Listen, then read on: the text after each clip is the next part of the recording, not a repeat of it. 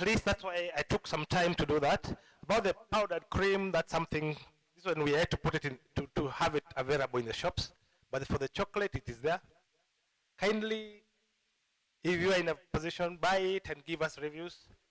Let's know how it is from them, and we can move on from there. We have been competitive. Let me speak about the chocolate. It's not a new brand. If you go to most of the retail shops in the supermarkets, this is the brand they're using.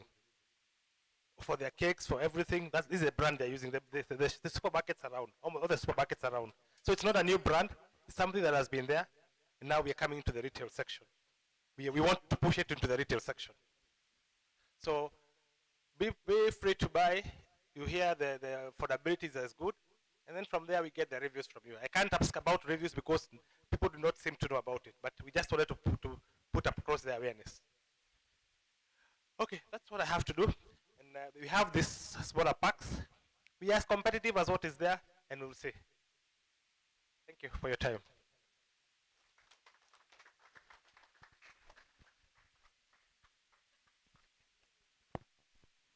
Thank you, Thuo. Thank you for the presentation. So we'll encourage everyone to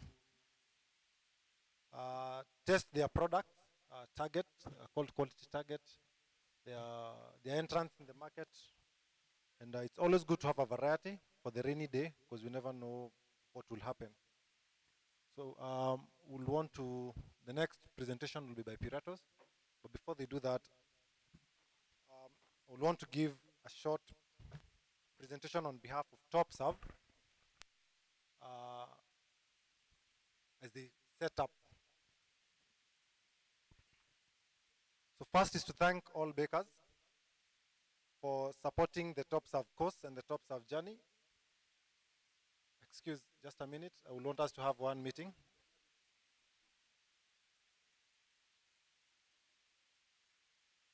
Julius, hizo chocolate tutaweka mwisho kwanza. We still have one meeting. Julius, hizo chocolate tunasaidia uweke hapo mwisho kwanza. So we have one meeting.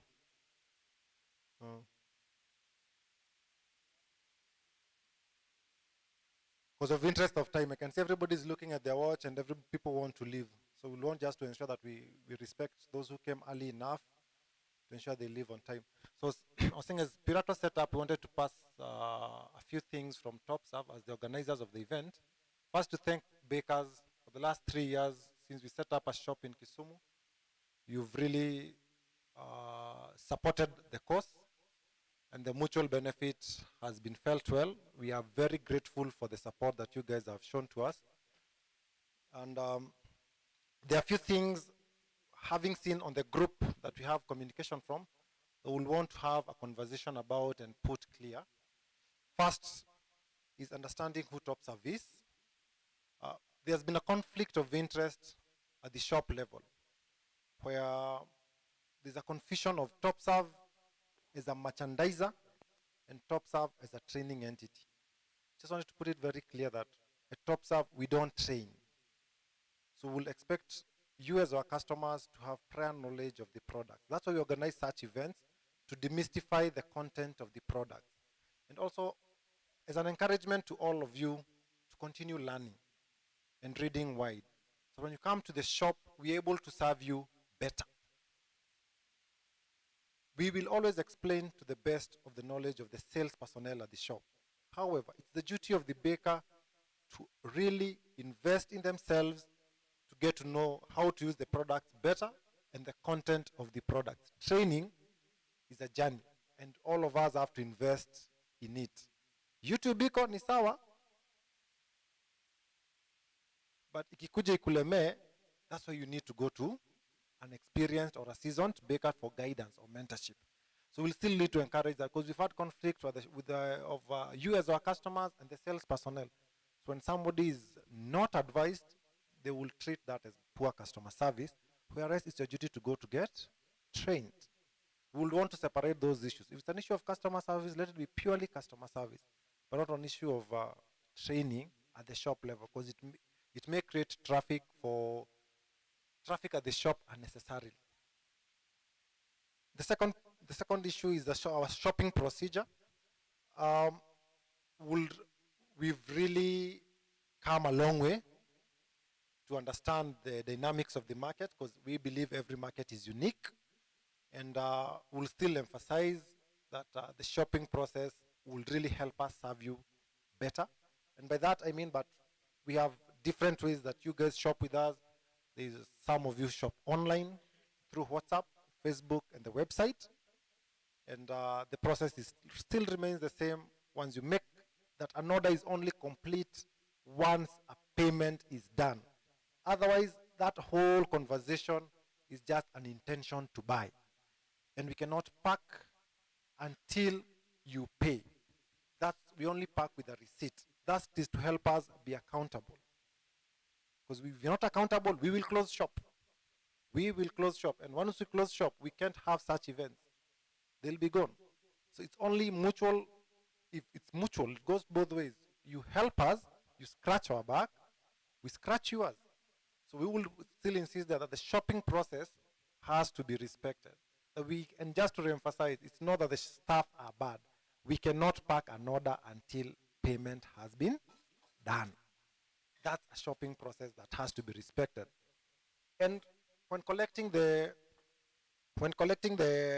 orders, at the shop level, it is the duty of you who has spent your money, you who has paid, to also confirm your goods before leaving the shop. Because it is very expensive to be complaining, and yet you have to come pick your goods and waste your time. So it's important, once you come to the shop, once you get your receipt, kindly take those 5 minutes.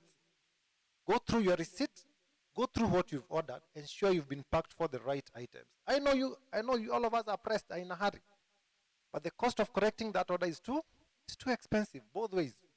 Even if the mistake is on our end, we are very sorry, but we've wasted your time and resources. So we will highly encourage, when you come to the shop, kindly confirm your goods with an attendant before leaving the shop. It will really help us strengthen the shopping process, be it online, be it a physical walk-in at the shop. Because we found that giving us a huge challenge and pitching us against you, which we really don't want, because we really want to have a cordial relationship with mutual respect on both ends. The third issue, once we have the order, we have the delivery process, where we have customers who live within Kisumu and others live within the outskirts. So we have the delivery through riders, watu wa pikipiki, and we have delivery through the SACCOs and matatus, which is an informed decision again by the customer. We've again found it very important to come and reiterate that once you choose a SACCO or a matatu as an option to deliver your goods, which may be the only option you have, that is beyond Topserve. Because Topserve, kazi ya Topserve ni kufikisha mzigo kwa matatu. If the matatu driver switches off the phone or he has an accident, we are so again compelled to replace your goods, which is very unfair to the shop, because you instructed us to deliver goods to the matatu, and now the matatu has to do its own delivery, not us. So we'll also want leniency and understanding when dealing with complaints, when the issues of delivery come across, so that it's able to be an informed decision when trying to solve that problem, because it will always occur. But let it not be seen as if it's the duty of Topserve to compel a matatu driver, because we cannot compel him. We can't. They are not our employees. We cannot. There's very little we can do. So once you choose a SACCO, try to choose a SACCO that you have good relations with, a SACCO that you can also try and find out why your goods didn't arrive to the final destination as agreed. Because as a process, we usually give you the driver's number and the car registration. And that is the only information we have at that moment. So if your goods didn't arrive, we are still acting on the information that we shared with you. We can only go and do our due diligence. But the risk remains with you as a customer who chose that means of delivery and not the organization. So it's good we are very clear on that, so that as customers, we will really want to serve you better, but they also limit up to where that better is, because we also can't assume your risk. The fourth issue is about the issues of customer complaints. We would prefer all customer complaints are raised through the shop. Again, as even reiterated by the suppliers, because you bought the goods at the shop, and we will try and solve them as soon as we can. And again, depending with the nature of complaint. Some complaints can be resolved immediately. Some will need time if it's a technical issue, because the manufacturer has to give us a sense of direction. We cannot preempt a complaint. So we can receive a complaint, but we'll request that we follow the due diligence to ensure that the complaint is resolved in an amicable manner. But it should be raised through the shop, through the channel that we bought.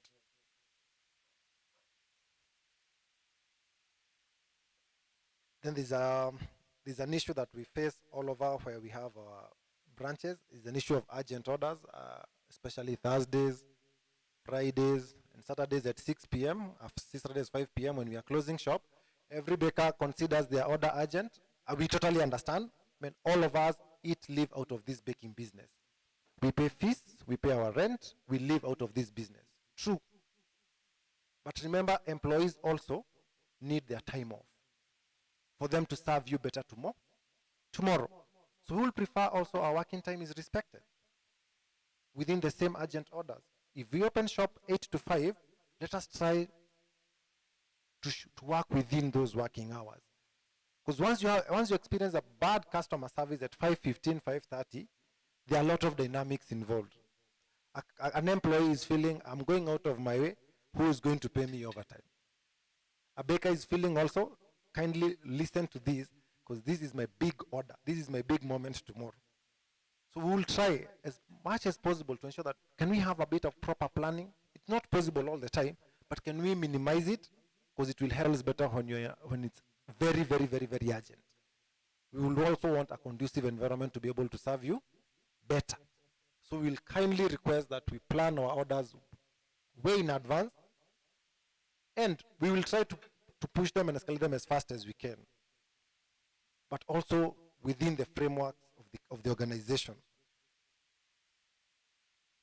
And at the same moment, we've had issues where customers come and so I even don't need the receipt, or you can take the money, or all that.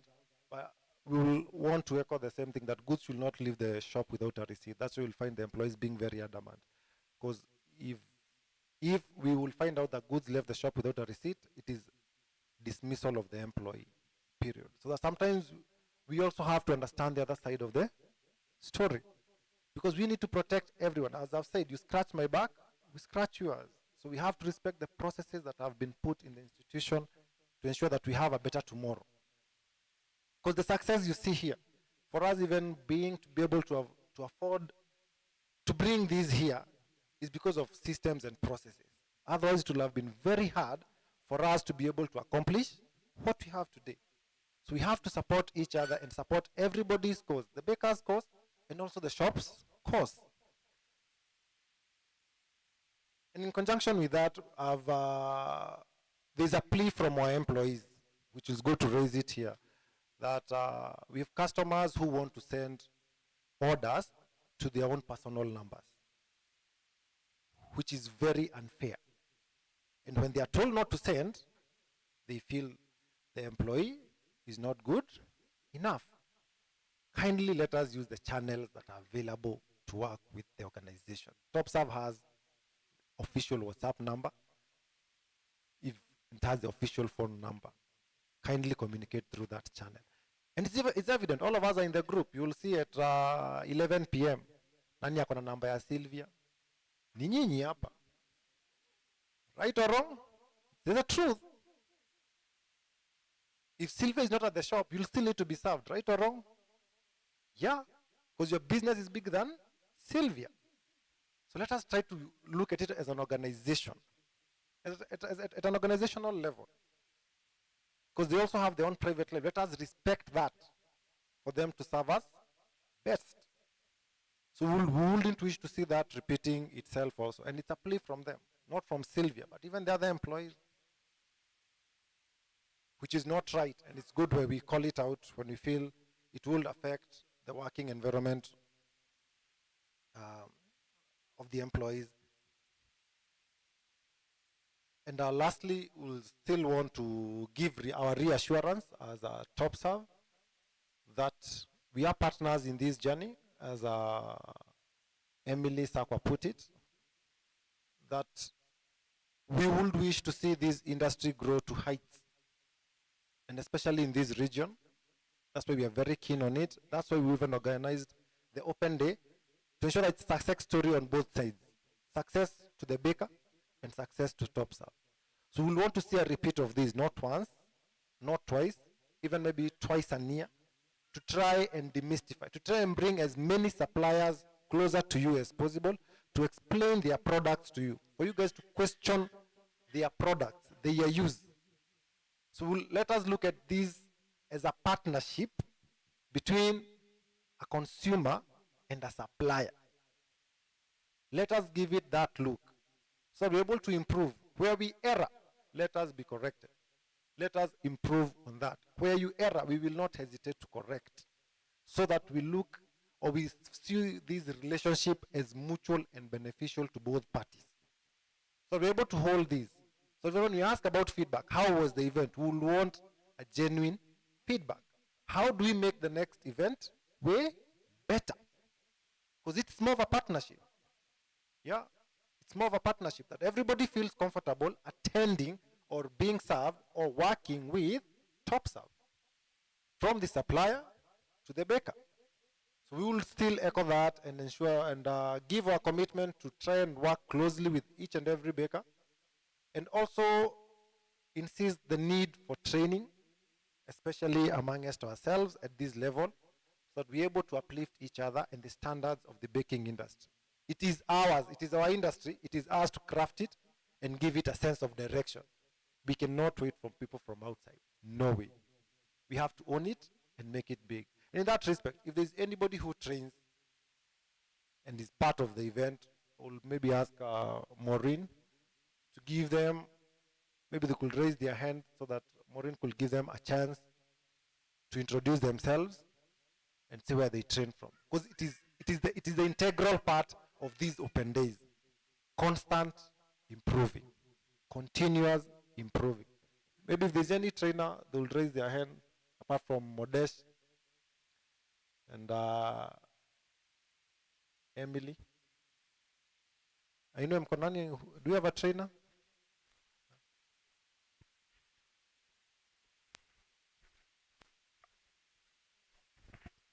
Good afternoon. My name is Janet Alwach. I'm based at opposite Samba Marina downtown. I do train in baking, both cake making and decoration, and also pastry and baking. I'm passionate about bread and yeast products as well. So you're welcome, anybody who would want to sharpen their skills. Thank you. Your phone number? Maybe they could note it down. My phone number is 0721 0721 488 399. I go by the name Janet Alwach on Facebook, or Cakes Glamour by Janet, and also Kalalili's events. Thank you.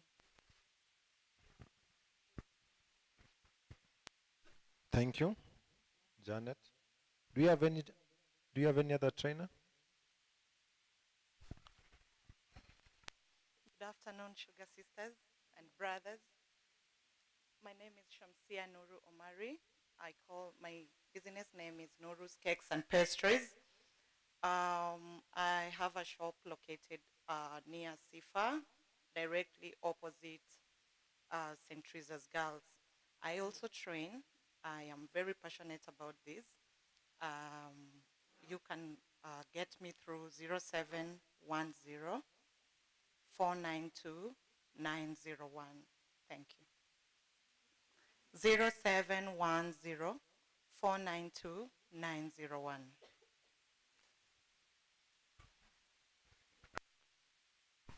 Thank you, Nuru. Do you have any other trainer? Yes, Janet. Oh, sorry, there's something I forgot to say. We started a mentorship program for kids, and we normally do every holidays when the kids close. We normally do a kids baking camp. A kids baking camp. So if you have your children, sometimes when they get attached from other bakers, we are a group of bakers. So we do it every holidays, and we normally post on social media. So all those who have their neighbors, their children, or any other young person who would like to mentor, or if you yourself want to be a mentor for our children and teens, we call it Whisk Kids and Teens. Thank you. Thanks, Janet, for the good course. Mercy. Mercy, who you don't train? Even you the trainer? Okay, for the interest of time. So thank you for those who've introduced themselves. So I've been reminded something by one of my partner. There's something we'll want assistance on, especially for the online orders. Most of the customers living within Kisumu, we've a small challenge, especially for customers who send riders to pick things at the shop, and sometimes you've not completed the order or your phone is offline. So we are pitched, the rider is complaining, and we also don't want to lose you as a customer. So it's something we could really improve on. It will help us serve you better. So anytime you're sending a rider to the shop, kindly ensure you've completed shopping, not getting a quotation, but completed the shopping process. And at least your phone is on in case there's any clarity that is needed to ensure that we serve you better. So other than that, we are very grateful for the support, and we'll want to give it back to the moderator, Maureen, so she will take us to the next supplier. Thank you very much. And for Topserve. Right, so our next demonstration will be by Puratos. I think Chef here can introduce himself and let us know what we'll be doing today. Hello everyone. How are you? Mko wazima? Kabisa. Mko tu mnisikii? Kwa mwisho. Mko sawa lakini? Kabisa kabisa. Karibuni tena. Kwa majina naitwa Ndamboki Stephen from Puratos, Kenya. A company that deals with the cake ingredients, fruit fillings, chocolates, and bread ingredients, like improvers. I have my colleague with me. He's now on a phone call. Once he's done, he will still introduce himself.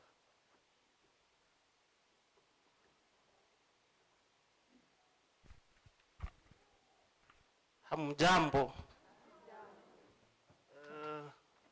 My name is Joseph from Puratos, Kenya.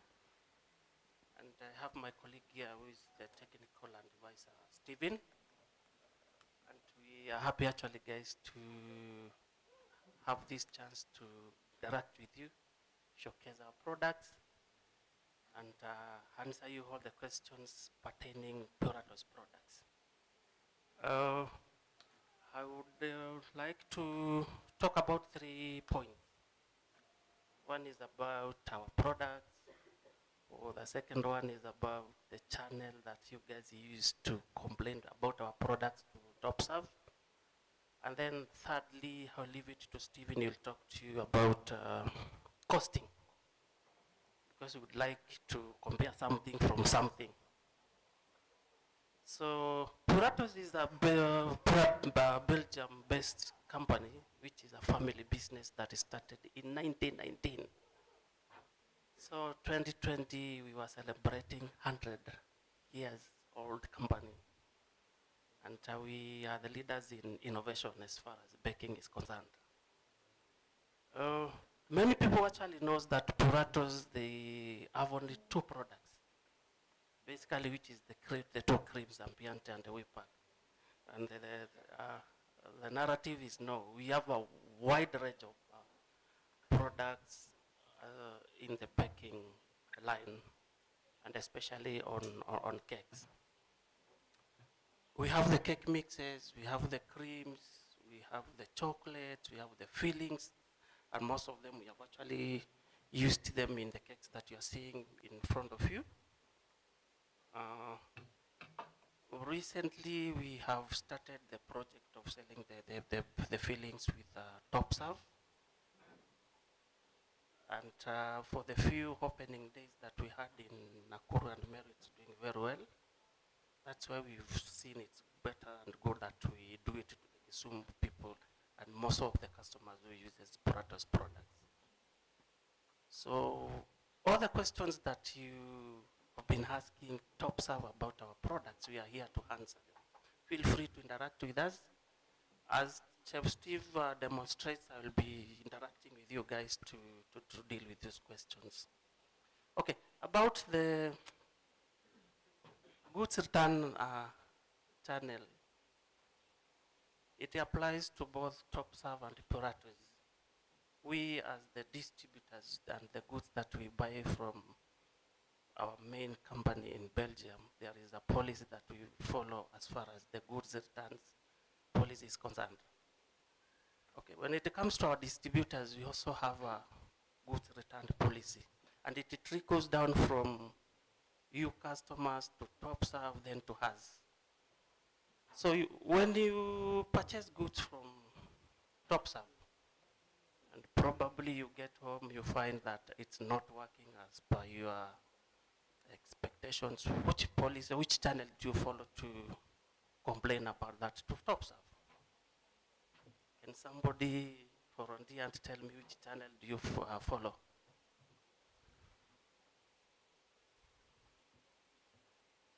Honestly, I think you do take it to Topserve direct to complain from them. But the problem is not with Topserve. The problem is either you or me as Puratos. Why am I saying me or you? Did you follow the instructions that were given on the packaging? Or did I check on the product before I sent it to you? That's where the problem is. How can we solve that problem? And in most cases, you'll find that all the major complaints that you complain about Puratos products, it's not about the product. Mostly it's about storage, transportation, and failure to follow the instructions that are given on the packagings. That is actually where most of the problems lie. If you don't follow the right recipe that is in our packagings, if you don't follow the chilling, the cooling temperatures that are in our creams, definitely you'll get a bad result. And most of us bakers, we don't actually follow those instructions. And again, you find that instead of using either scale to measure or the measuring cups, you use your hands. This is half kg. You can't get the right result, and you'll never be consistent. Actually, all our recipes, especially for the cake mixes, we don't encourage the method we bakers use of my recipes, half kg flour, half kg sugar, 10 pieces of eggs. That's where you go wrong. Because actually eggs, we always encourage to use the grammage method. If a recipe of 5 pieces is 250 grams, we encourage customers to use the grammage. Because if it is 250, you'll always get the 250. Eggs comes in 3 weights. There's an egg of 40 grams, there is an egg of 50 grams, there is an egg of 70 grams. And if you are using the piece method, you'll never be consistent. Suppose you get eggs of, all of the eggs are of 70 grams. Your liquid part in your cake mix will be too much. If you get the eggs of 40 grams, the liquid part will be too low. Then you get a cake that is not of the softness that you need. So those are the parameters that we would like to interact with you guys. We talk about them. Those channels I was talking about of the goods return policy, when you purchase anything from Topserve, you get a receipt. Before you get the receipt, you have paid for that receipt for the goods that were purchased. Before you step out of Topserve, you need to confirm, have you bought the right thing? Does it have the required or the expiry date? Is it, how do I call it? Is it near to expire? Is it expired? Not getting home after a day or two, you start complaining. I bought a cream yesterday or the day before, it's not working, the day was.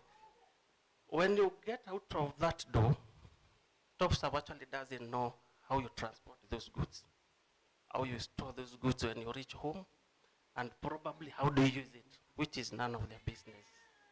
Because sometimes I think they don't even give you the instructions.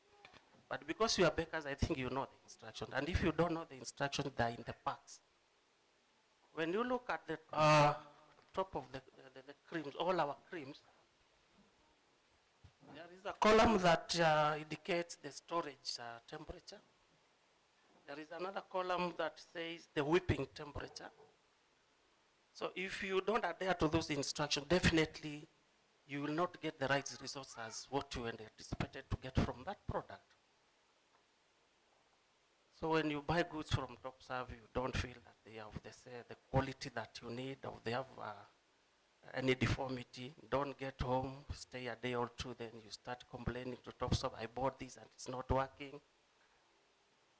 And we have opened a channel with them. Whenever there is a complaint about our products, we always tell them to tell the customer that to contact us, so as we give them the green light or the leeway of how to use our products. Are we together? Is it making any sense? So as Chef Stephen continues to demonstrate, interact with me, ask me any question regarding Purato's products. For today, we've come with good news, good things about the cake mixes, which I think it's not very common to most of you. Every other person who uses the ambient and the whipper, definitely you are using a sponge cake. We have a solution for that.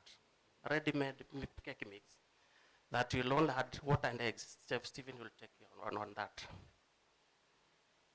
No more cakes, we have a solution for that. A complete mix that will only use eggs, water, and oil, you're done. And our new innovation on the cake mixes is the red velvet, which is 2 weeks old. Topserve, they have started stocking.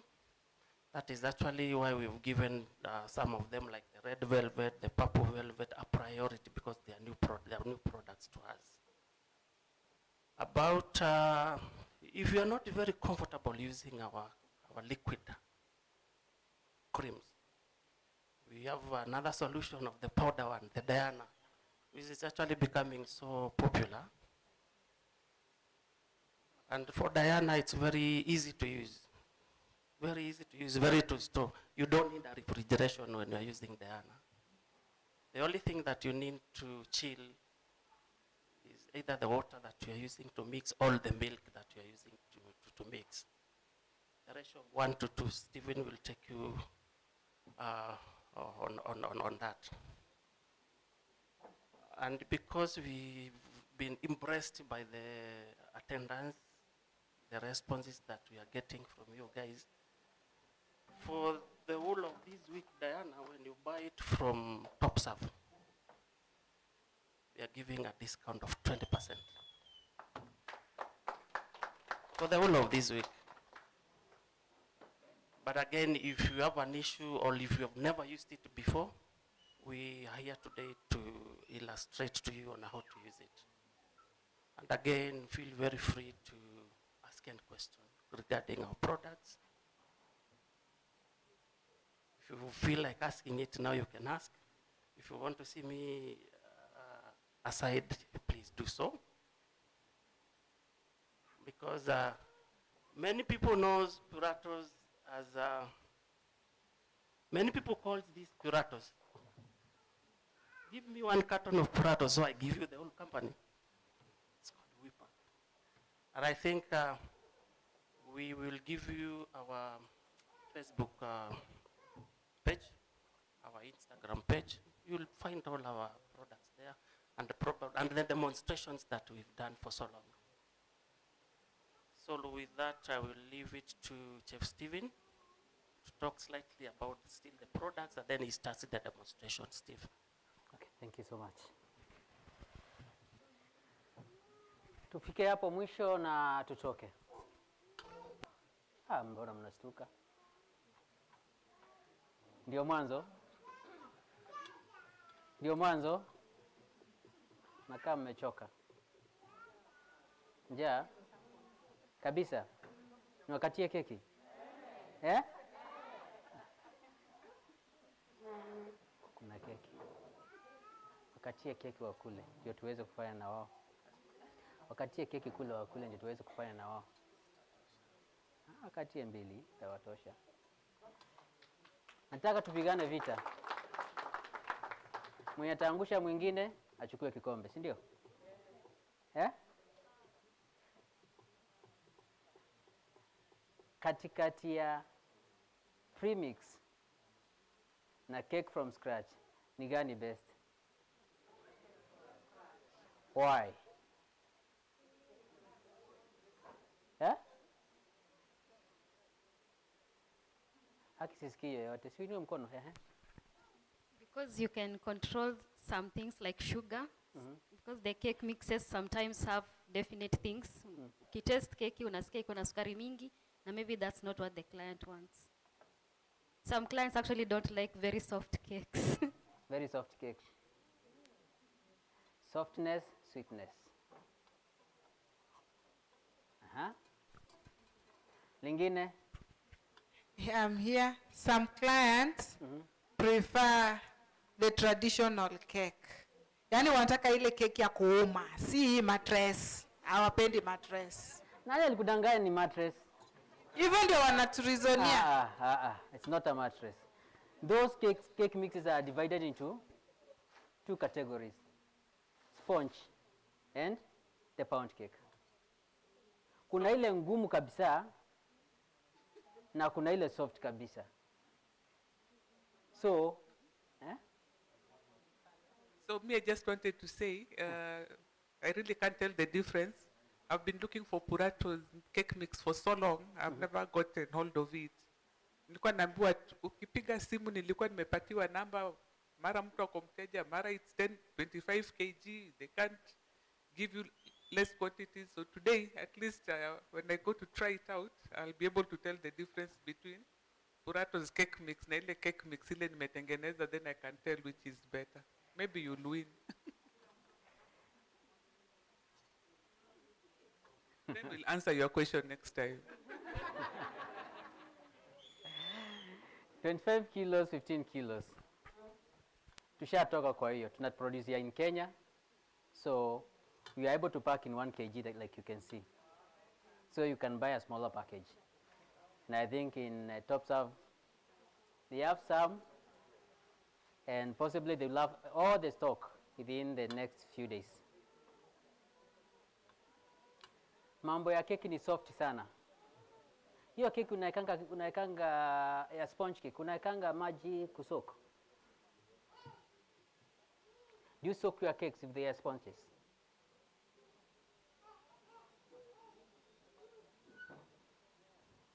Do you? Huh? Depending on the cake. Why are you soaking? To soften it, ndio? Ama to moisten it. And if you get a cake that is more moist, what's the difference? Because the moment umeongeza ile syrup, hiyo syrup kuna sukari. Ni sukari unaongezea ama ni maji unaongezea? Yeah? Both. Na sasa hapo umepatiwa product kama hii yenye itatoka soft, utaongeza maji, utaongeza chochote. Is your problem not sorted? So which one is the best?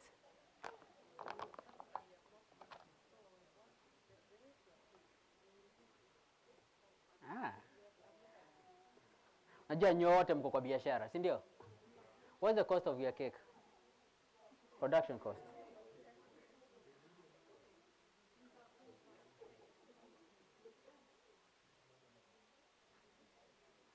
Mnajua ni pesa ngapi? Okay. Tuseme unatengeneza Black Forest. Black Forest mimi nitatumia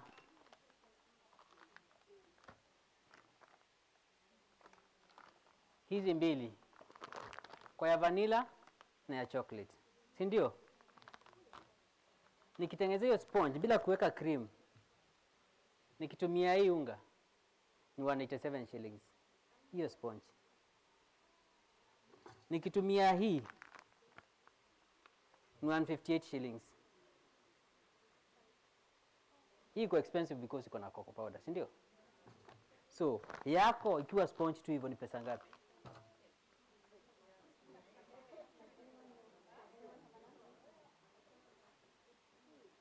Eh? 1 kg. 1 kg.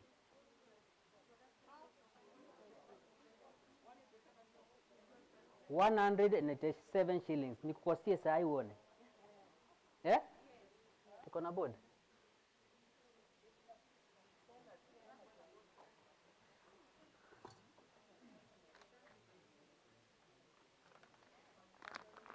Hii ni pesa ngapi?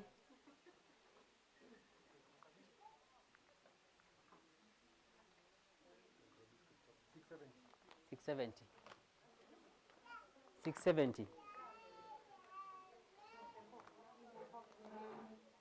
Hii ni chocolate.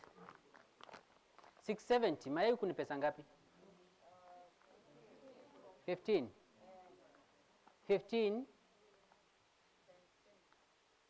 inafaa kuingia 700 grams ya mayai. 700 grams. Equivalent 14 pieces. Si ndio? 14 times 15.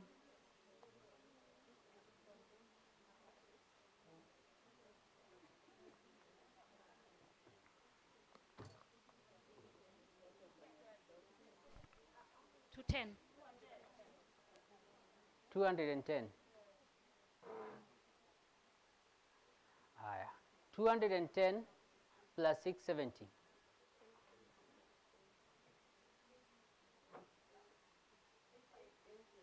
880.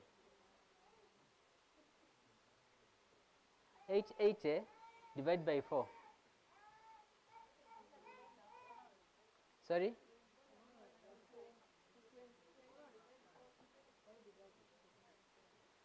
Nikikoroga hii nanipatia 4 pieces za 1 kg. Yeah. So, itakuja 220. Kwa nini imeongezeka?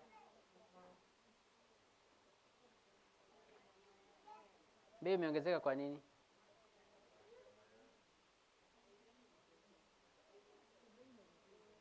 From 180 something to 220. Si ndio? Kwa nini? Distance, eh? Ati? Tumesema ikiwa imekorogwa yote. Ni 220 something. Imeongezeka juu ya transportation mpaka hapa products, si ndio? Haya, yako from scratch itakuwa pesa ngapi? Approximately 500. 500. Ukikoroga leo itakaa siku ngapi? Before iharibike. 1 week. 1 week. Hapo nimedanganywa. 3 days, yeah. But 1 week no. Unaweka nini ikae 1 week? Yeah? 3 days. Imekuwa ready, imekaa for 3 days then imeharibika. Na hii itakaa 7 days ndio iharibike.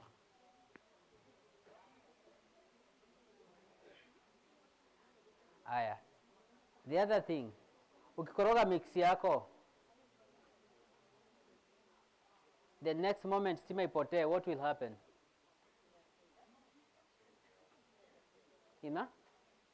Inapotea hivyo. That's money wasted, si ndio?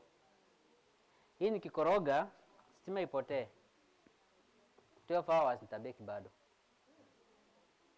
24 hours bado nitabeki. Nimekaa tu nje, lakini si ati iko kwa oven. Stima zimepotea, in 24 hours nitarudisha kwa oven, nitaweka kwa oven na ibake. Lakini sita bake kama nilikuwa nishaweka kwa oven na stima ikapotea, because obviously ushachoma, si ndio? Nakubaliana?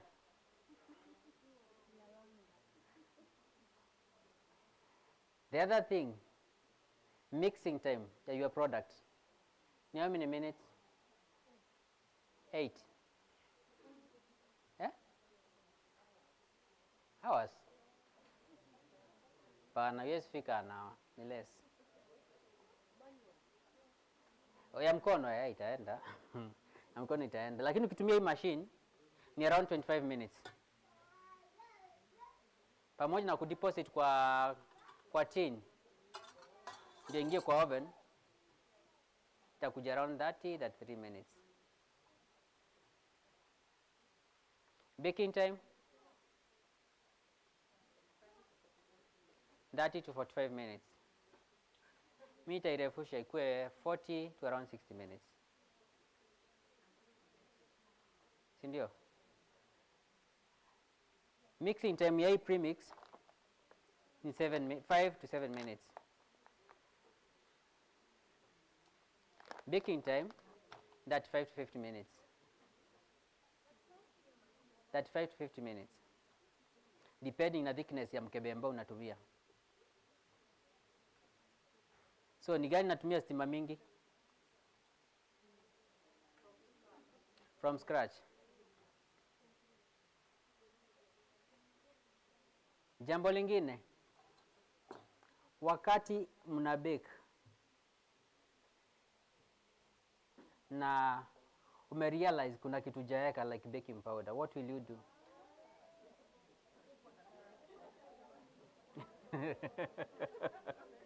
Stress naingia immediately. So what will you do? Utaitoa kwa oven ukuje weke baking powder. Hii imeisha hivyo.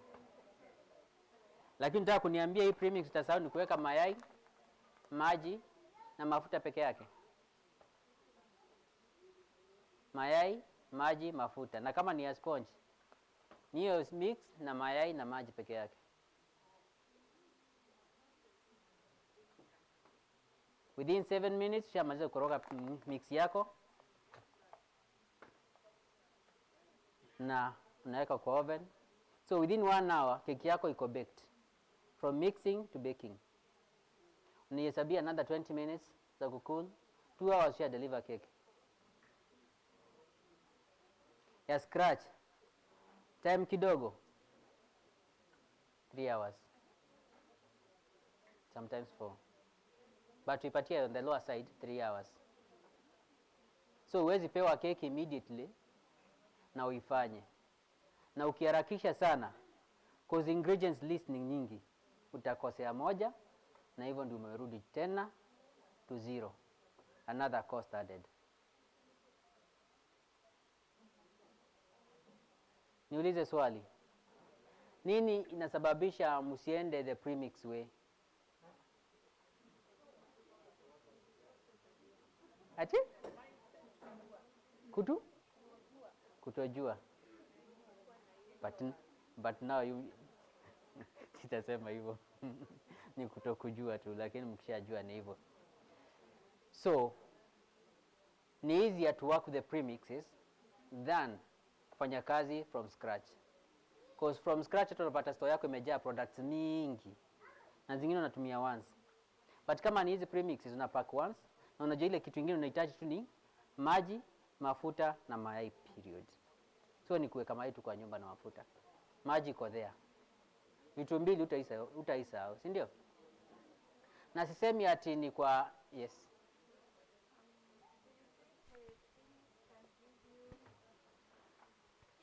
You stated that the premix can give you 4 1 kgs. Yes, I've said that. The problem is that you could describe which premix. The sponge ones can give you 4 1 kg. The one for the pound cakes, like the 13,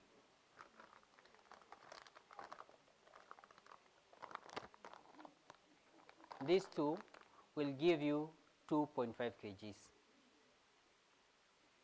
The red velvet will give you 3 kgs. The purple velvet will give you 2.5 kgs.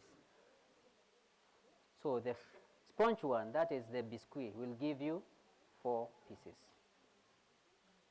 So when you look at the cost, does it all end to the 220, or now is it now varied depending on how many kgs the premix will produce?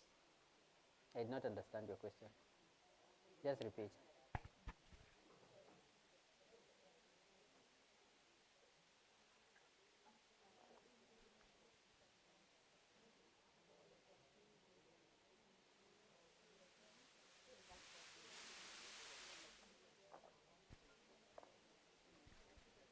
So I think she's asking if it's only the sponge cake that's 220 per kg, or is it 220 for all of them, even the pound cakes?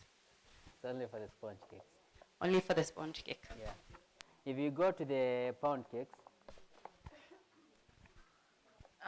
Another question, before you answer that. Once you open, how long can it stay? And are you able to divide it to the kilos that you want? Or must it be prepared, all of it? okay. Let's say I have this premix, and I have an order for half kg. What will I do? Divide it into 6, because it's making 3 kg. Before mixing, because you don't have to waste all the batch, and you only want half kg. So you mix the quantity that is enough for you. Then the rest, you just close it tightly, or you get a bucket, you pour it inside, and you close it tightly. And then you stay with it for 1 full year after opening. Yeah. About the prices, they will differ with the product that you are making. For example, the price of the red velvet, the purple velvet, the sateen, and the biscuits for the sponge, they are different. You'll find that this one, the purple velvet, is more expensive than this one. But if you calculate the number of pieces each is giving you, you'll find that they are equal. Because this one will give you 3, this one will give you 2.5. So the half that is in this one will cover the price of this one. Umeelewa? Tuko pamoja kweli? Aya. Then you'll find that the sateen, chocolate, because each has got its own chocolate version. That is the Black Forest and the biscuit and the sateen. But this one doesn't have another version. It's only red and the purple. You'll find that the chocolate ones are expensive than the vanilla ones because the cocoa powder is more expensive. Wale wamenunua wanajua hivyo, si ndio? Yeah. Nimejibu maswali zako zote? Swali lingine? Maliza. Any oil. Na kama, for example, we are using this one, sateen. Hii premix, ukiwa na hii, umetatua mambo mingi sana. Unatoa muffin nayo, unatoa nayo keki, unatoa nayo cookies, unatoa nayo waffles. Hii ni multi-purpose. What you do when you are making muffins, use oil. When you want to make cakes, use margarine, but the same ratio is indicated here. Kama unatumia cookies, hapa hakuna recipe yake. Hiyo nakupatia tu direct. You just call, I give you a recipe for the cookies. Sawa. Hii recipe kwa hapa venye imeandikwa ni ya muffins. Na tofauti ya muffins na cakes ni kidogo tu sana. Maana utatumia margarine kwa cakes, alafu ile maji imewekwa hapa 225, uta-adjust to 300 ikuwe the same level na oil. Sawa?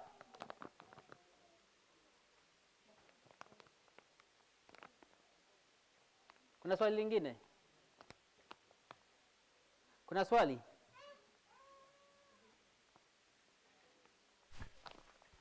Thank you, the operators. Just about the premix. It's a mix of flour and all the need for baking. And you know, each and every product comes with a preservative. And now mixing the preservatives all together, there's that reaction of chemicals. How sure are you assuring us that it won't go bad? And I've heard you saying it can last for a year after opening. How strong is that preservative you're using again to preserve it, and how safe is it? Before I answer your question, I'll take you back to this one. What is this? The powder mix, eh? It's called red velvet. How safe is it? Because we are used to making our own red velvet, and all of you, I'm sure hakuna mtu ataweza niambia 100% dosage ya food color ya red kwa ile keki yake anatengeneza. Nani ataniambia ile accurate one? The accurate one.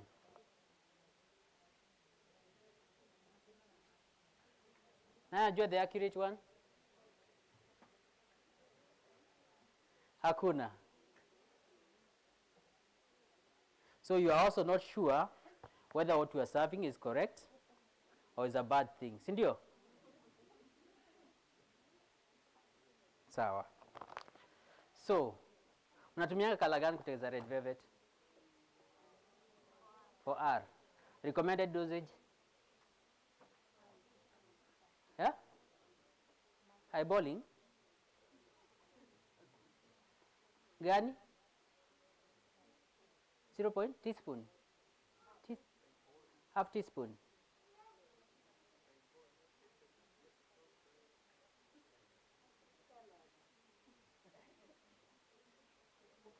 Basi mmekuwa mkichezea maisha ya watu, si ndio?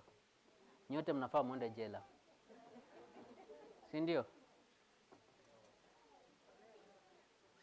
The dosage ni 0.0 teaspoon. Teaspoon is more than it's even more than 1 gram na mbali sana. 0.002. Nani ajaiweka hivyo? Na akatoa red velvet ikiwa red vizuri.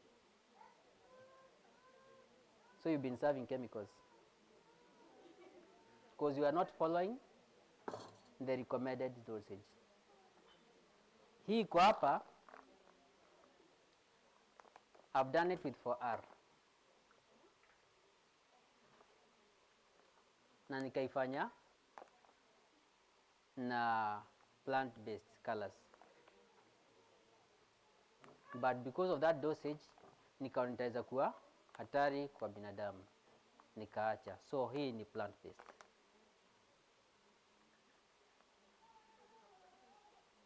That's why unaangalia.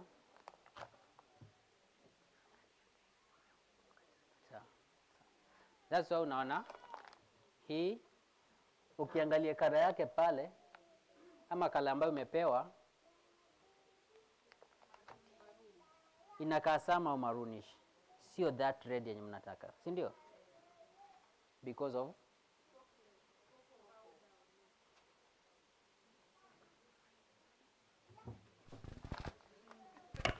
Because of cocoa powder added on it, that's why we can't get the normal red. Because of?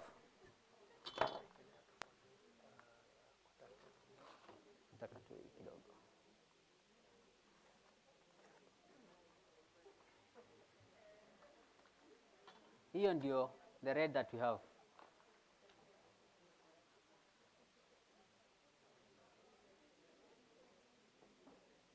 So you are saying it's because of the cocoa powder. That's why you cannot get the red. Hata hapa nimetumia cocoa powder.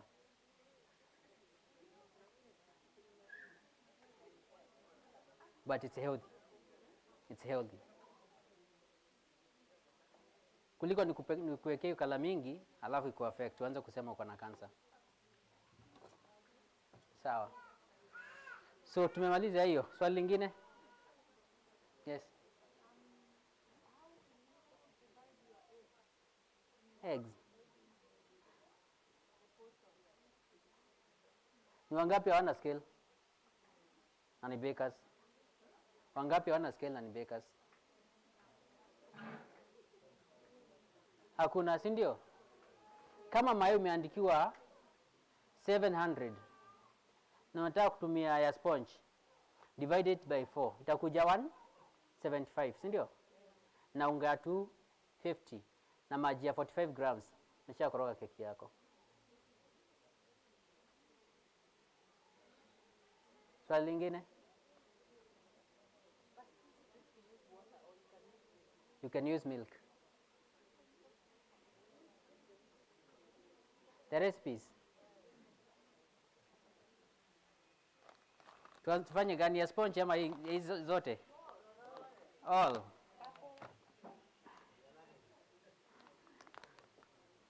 Tuanze na ya sponge, vanilla. Yenye mnatumia kutengeneza white forest. Hii kilo mzima inaitwa Tegro biscuit. Biscuit. 1 kg 700 grams of eggs, 180 grams of water.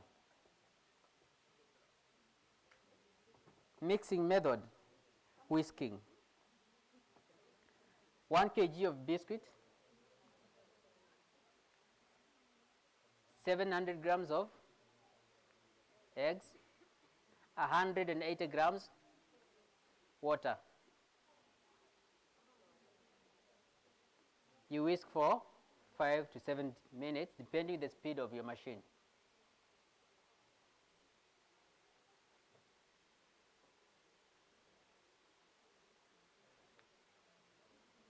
Una swali lingine? Mko sawa na hii? And the same case will apply to the chocolate version. Sawa? Mimi niko na swali. Kwa mkebe yako utaweka gramu ngapi? Wangapi wamefanya hiyo calculation sahi? Hai. Uko na recipe hapo, unafaa kuwa unajua total ni ngapi. Then you divide by 4.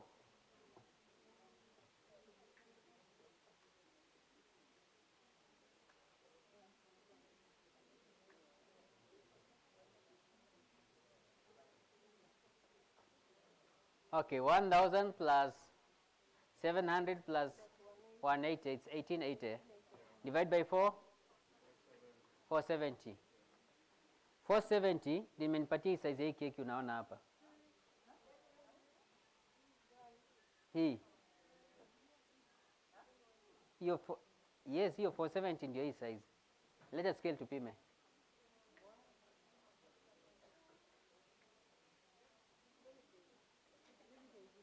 Hii ni 1 kg. Yes. Na ndio hii.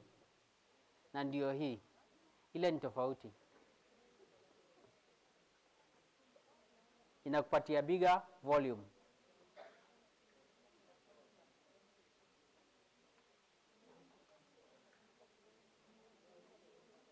Yeah? Red velvet. Red velvet, the recipe, 1 kg of red velvet,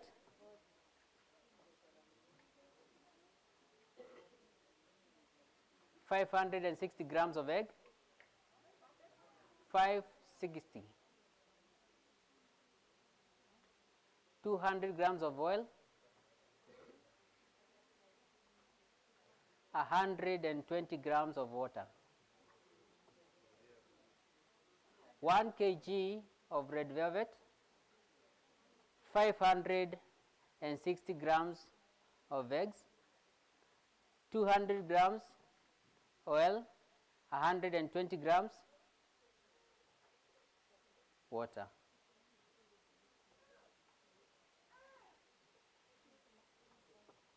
You use a beater to mix the cake for 5 minutes. Then you deposit 600 grams in a tin of 1 kg. This one. So ukiongeza hizo zote zinakuja gram ngapi?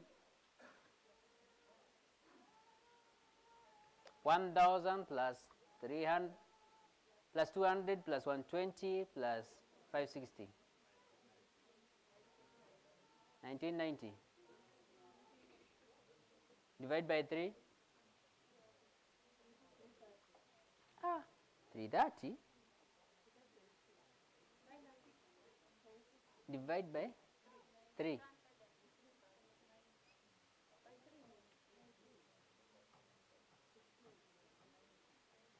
690. 690 or 630 or 650? Which one? Yeah? 660. Mimi nimekuambia uweke ngapi? 600. Niko sure hata ukianza kutoa kwa hiyo mkebe utatoa yote. Ama utatoa yote? Ukitoa yote the better. Sawa? Ni sawa? Tumesema inakorogwaje? Beating, whipping. Sawa. Mikebe ngapi? Half. Mikebe ngapi ya 1 kg? 3. Yeah? 3. Ati? 3. Kuna mtu akona swali na red velvet?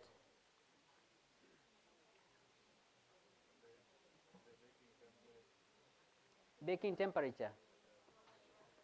Hiyo ni ngumu kuambia. Ni ngumu kukuambia. Kwa nini? Ovens zinakuanga tofauti sana. Nitakwambia ende uweke 180. Oven yako una bake na 140. Itaungua. Si ndio? Nikwambie uweke 180, oven yako ina bake na 200. Utaishi pale.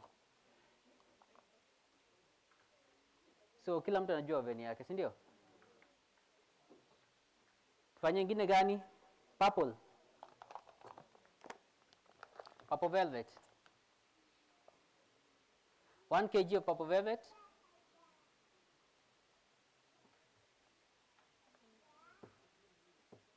$500 grams of eggs.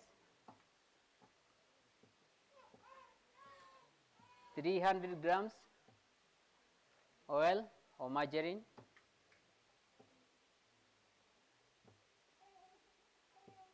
240 grams of water.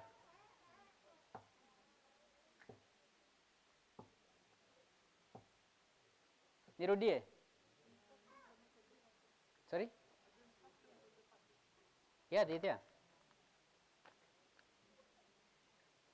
So 1 kg of this purple velvet, 500 grams eggs, 300 grams of oil or margarine, 240 grams water. What can you make from this one?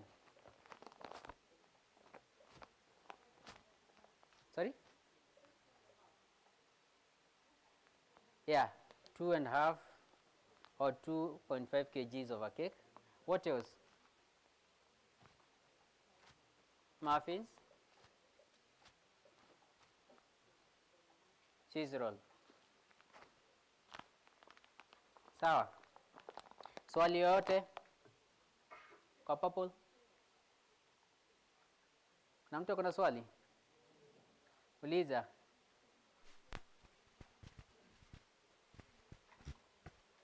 Hiyo maji iko na temperature gani? Room temperature? Toa tu kwa nini kwa tap, tumia. Sawa.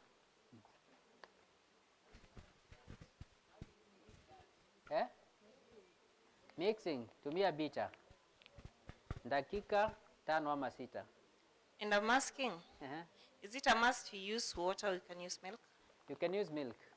Okay. Swali lingine?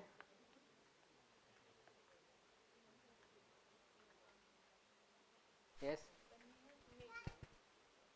When you use milk, is the expiry time still 1 week? No. Hii ni 2 weeks. They are different. Sponge ilisema 1 week. Hii ni 2 weeks. Hii ni 12 days. Ya satin nitakwambia tukifika hapo. Ita reduce. Maziwa yako ita expire lini? Kwa hiyo ndio wakati hata hiyo keki itaanza ku expire.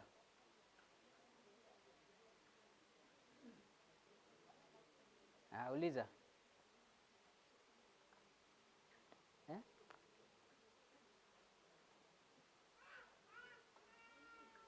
Sisikii.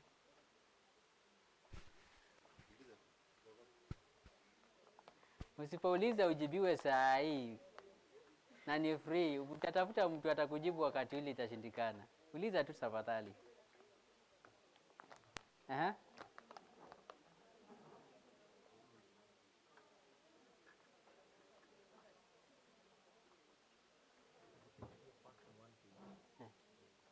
In 1 kg.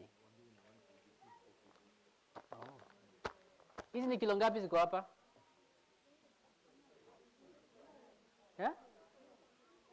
Haki msifanye ni faint.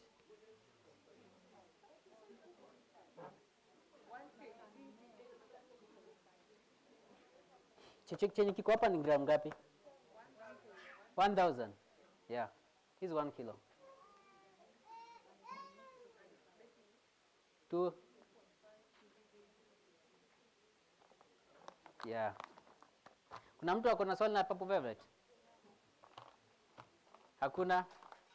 Uliza.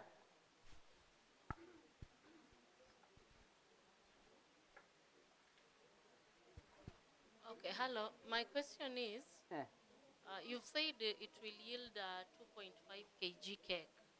What if I want to bake a 1 kg cake? You want to make a 1 kg cake? Yeah. Calculation. Wangapi wanajua hiyo?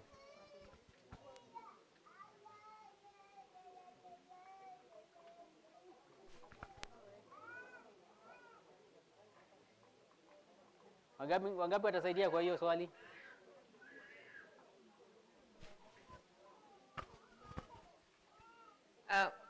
Mi naona kama hii Purple Velvet inatoa hiyo 1 kg pack inatoa 2.5 kg cakes. So if you need 1 kg unaenda kwa hiyo unga, hiyo premix, una divide hiyo 1 by 2.5. Unaenda kwa mayai, una divide na 2.5.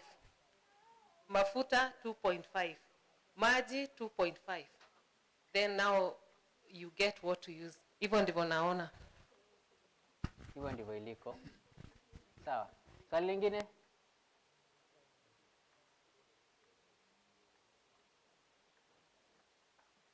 Imeisha? Twende kwa satin. Sponge. Imefanyaje? Turudie sponge.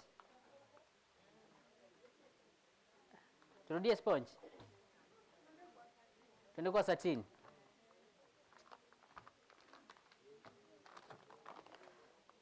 Hizi mbili ndizo satin. Chocolate and vanilla. Na tumesema zinatengeneza nini na nini? Muffins. Cookies.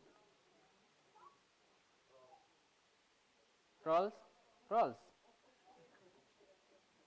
No. Popcorns. Waffles, yeah. Then cakes. The recipe. 1 kg of satin.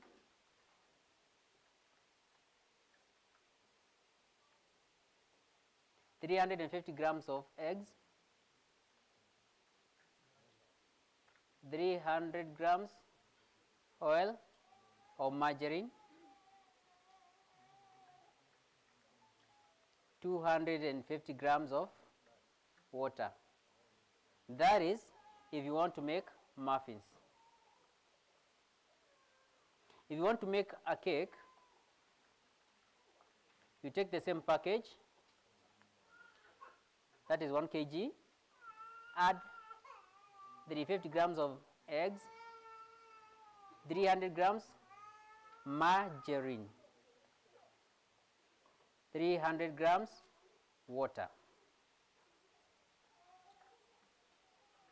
What if I want to make cookies? Same package, you add 400 grams of margarine and 100 grams of eggs. 100 grams eggs. Swali lolote? Narudia tena. Kwa muffins, 1 kg of satin, either chocolate or vanilla, 350 grams of eggs, 300 grams oil, 250 grams water.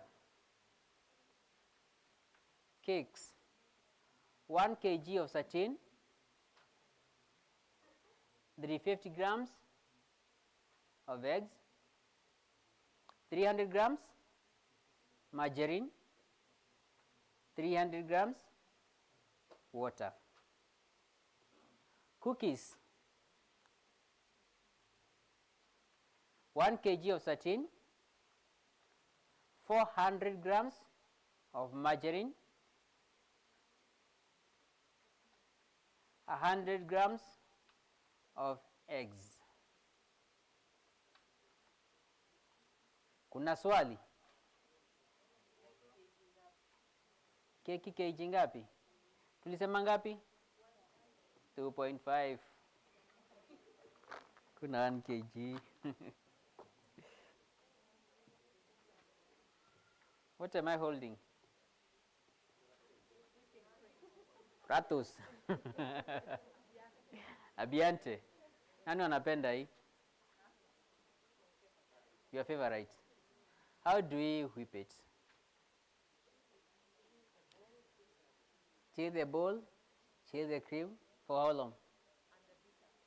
And the bitters. For how long? So long as, hey. Na kama customer wangu anataka cake in the next 1 hour, na niko na sponge, na freeze, nitaiwekelea kwa kichwa. Hiyo ni wrong. What happens? Ukienda kuweka chakula kwa fridge, what will happen? Ina freeze from outside kwanza, si ndio? Then enda kiingia ndani pole pole.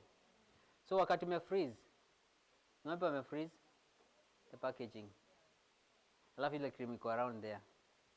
Wakati naenda kukoroga, ile baridi ilikuwa ndani ya ina neutralize na liko pale katikati. Uja solve your problem. Bado cream yako haijafika ngapi? 7 degrees.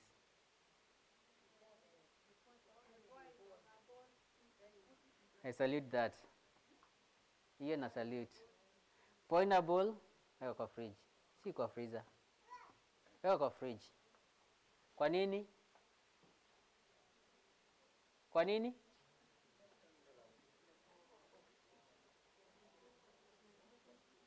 Sisiki. Bowl itakula haraka kuliko the packet. Si ndio?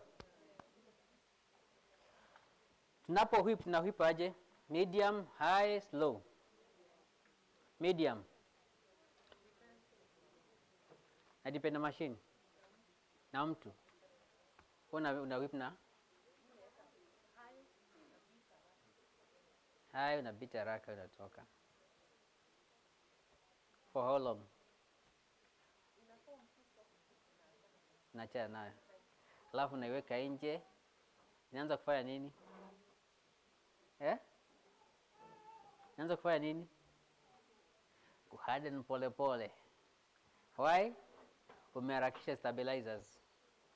So, alafu sasa inaanza kuonyesha acha na mimi nimee pembe.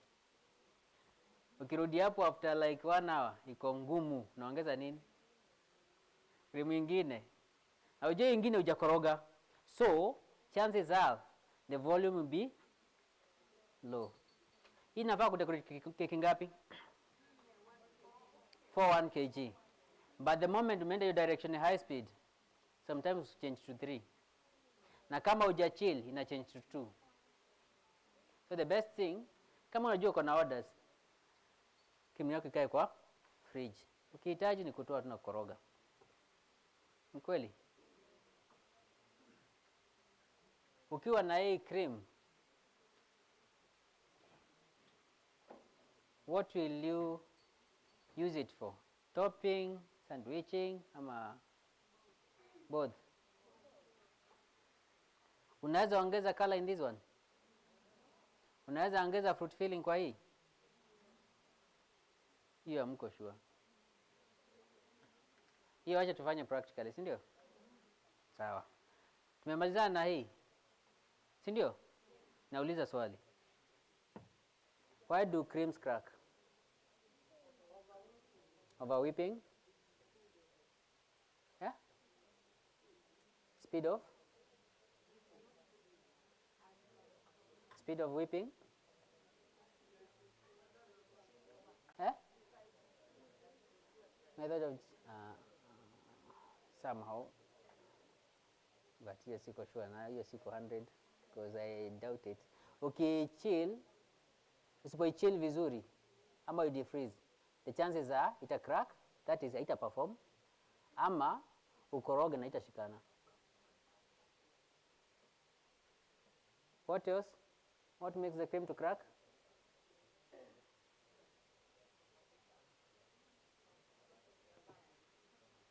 Lot of bubbles. What are these bubbles for? Yeah? Over whipping. Nitawatolea kwa ile mlango. Hewa imefanya nini? Imeingia ndani ya cream. Kwa sababu ya? Okay, what happens is, wakati unachukua cream yako na umechill vizuri, the moment umeanza kukoroga tu hivi, unaanza kuona ya bubbles. Na ukiendelea kukoroga zinaenda zikiisha, mpaka zinaisha kabisa. What are they meant for? They are the air pockets. So they give you the volume that you desire. So they are not bad in your cream. Ukiona una hizo bubbles, ama ziko kidogo, haukuchill cream yako vizuri.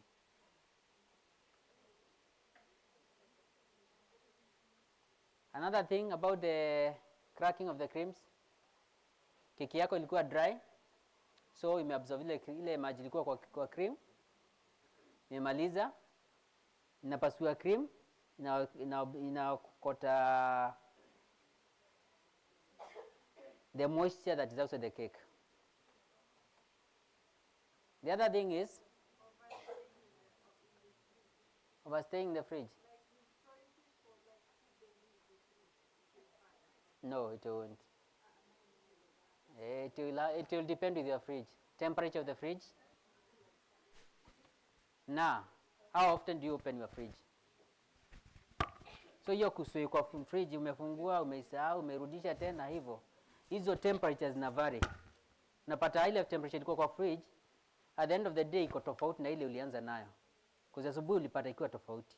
Ikifika jioni iko different kabisa. Hiyo kufungua hizo zinasababisha crack. Number 2, temperature fridge yako iko namba ngapi? 4, 5, 6, 7, 8, 9, 10, 11, 12. Wewe uko kwa gani? Zinakuanga? On, yes.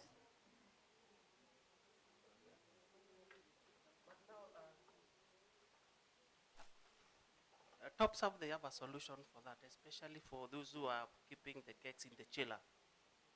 the more you expose it to the coldness, that coldness in the drain, the moisture of the cream. But now Topserve, they have come up with these, the rings that you are seeing here. If you have the chillers, they are very ideal to store your cakes, because they will a little bit slow down that extraction of the moisture from the coldness of the chiller. Actually, it's not slowing down. They'll stop it completely. Actually, it's very cheap. It's going at 85 shillings per piece. And they are reusable. Na hizi keki tulidecorate saa ngapi? Na ni wangapi waliona? Saa 3, saa 4. Na mpaka saa hizi ziko nje and nothing has happened because of those containers. So zinasaidia sana sana.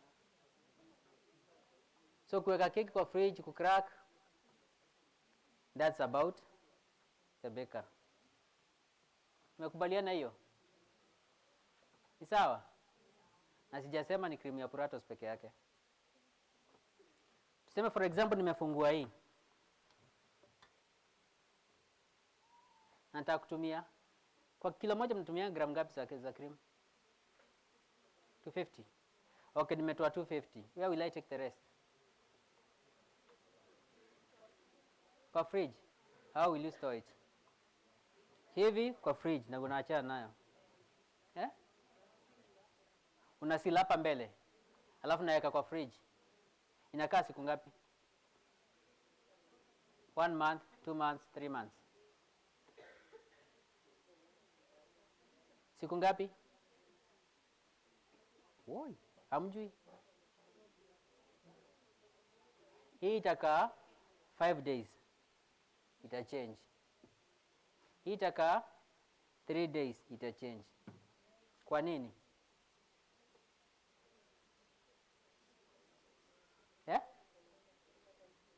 Hamjui?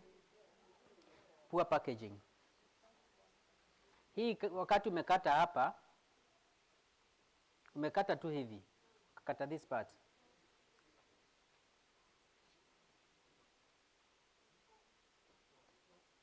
Chukua container yote.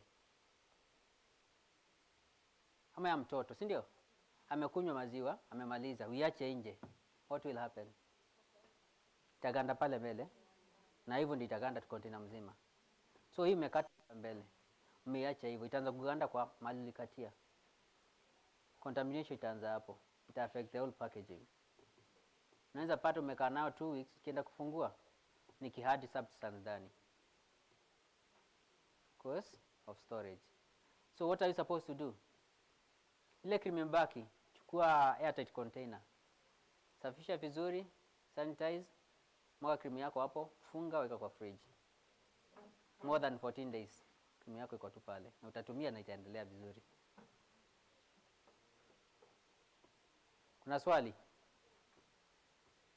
Kuna swali kwa cream? Na hii ni the same na hii, si ndio?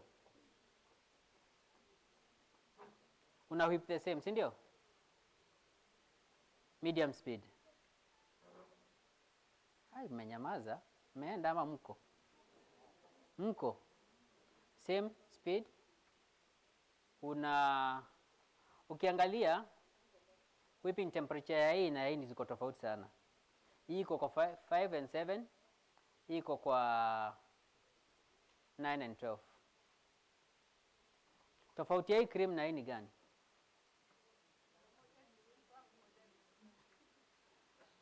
Ni ukweli? Okay, hii ina decorate keki ngapi? Ina decorate ngapi? Nafaa kudecorate 3.5. Ni gani iko na mafuta mingi? Hii. Uko sure?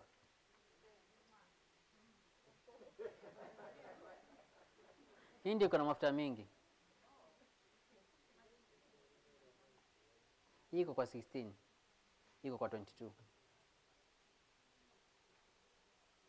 That's why unapata ukiacha, hii unaweza enda nao kwa wedding venue na ikuwe stable. Hii juu ya mafuta itaanza kumelt. Ni kweli? Cause umeiacha kwa open place. hii itakuwa stable bado. Hii itaanza kumelt. So iko na mafuta mingi. That's why ukitengeneza keki ya sponge, juu ina mafuta, volume ni kubwa. Ukitengeneza keki iko na mafuta, volume yake ni kidogo. Huwezi compare the two, si ndio? Ni vile tu nyingine iko more dense. Same case applies. Iko na mafuta, so itakuwa low in volume compared to this one. Na mtu akona swali? Uliza.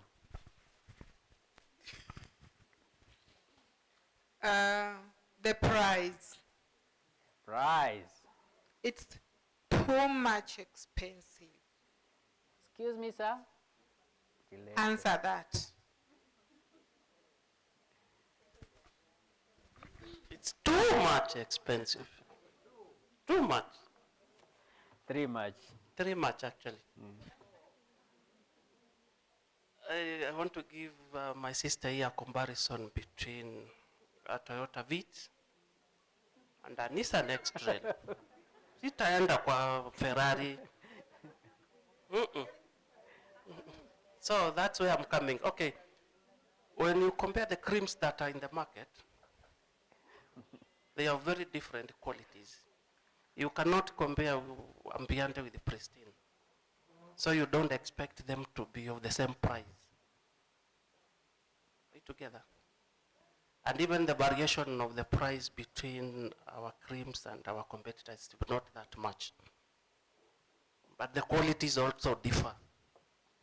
So we should base our argument on the quality, not the pricing, no, not the cost.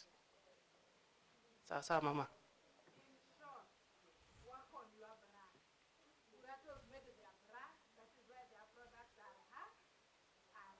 Not the brand, the quality. The quality, it comes with a cost, the quality. Who sells his cake the cheapest here? At how much? How much is your cake? The cheapest one? Black Forest or the normal cake? Okay, 2,000. That's one cake, yeah? How many liters of cream do you use? 4? How many grams per kilo? 250. How much is the cream? 700 shillings. 700 shillings divided by 4. 700 divided by 4? 175. So 175, and I've used a sponge of 220. How much is that? 395. So 395 minus 2,000. How much is that? And the quality that you've given to your customer. That is the profit. It's the difference. No, it's the difference. Understand? That's not the profit. Top wants me to buy package, of which I have to buy. The box I have to buy. The I have to buy transportation, Yes. fueling. Me, myself, I want to pay myself. So you will get my friend that I'm getting 100 bob out of that cake. Yes. If we sit down and calculate. No. It's no, a no, lot. No. Actually, Steve, do 1,600. How much is the transport? 300 shillings, yeah? 300 shillings. How much is the box? And a board? 100 bob. The electricity, 100 shillings.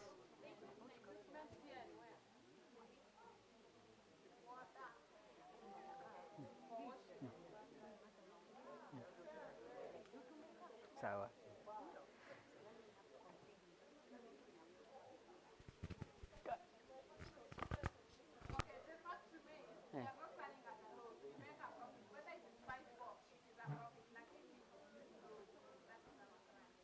How much are you buying the Prestige? 300. How many cakes are you making from it? 4. So 500. Difference is 170. 185. So 185 divided by 4. 185 divided by 4.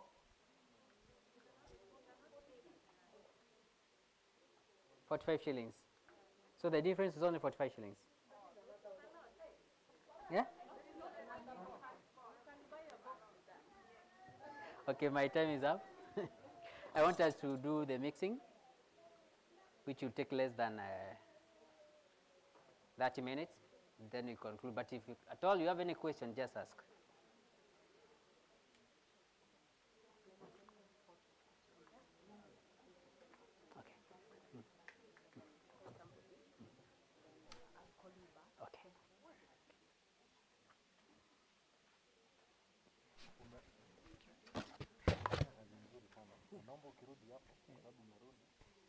Poleni, I know some of us have to go back very far away. Not many of us stay in Kisumu. Lakini they said the benefits outweigh the what? So nilikuwa nimepewa kibarua kidogo hapo. Some things I'd been asked to try and cover. I'll begin, I think I'll just choose the order which I was given. And one is the importance of why should you attend proper training.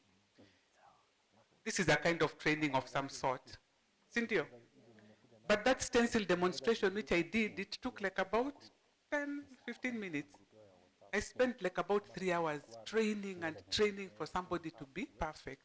So hapo umepata tu ka test. Utaenda nyumbani unajaribu kufanya vile nilijaribu kufanya haitokelezei, then you are like walipokuwa hapo nyuma walifanya kitu ingine ama your ball had something else. So as bakers, I just want to emphasize we are at different levels.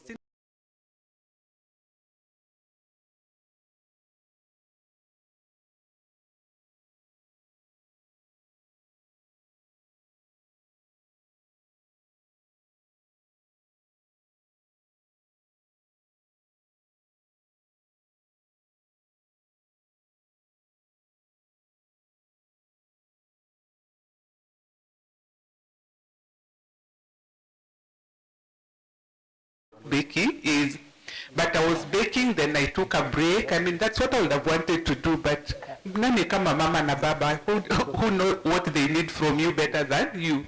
So as much as I will tell them, this is what I want to do, they're like, no, you go to school, you go to university, me, oh, utaenda utakuwa mwalimu, blah, blah, blah. Of course I went, I became a teacher. But I'm glad later on, I could now focus on my passion.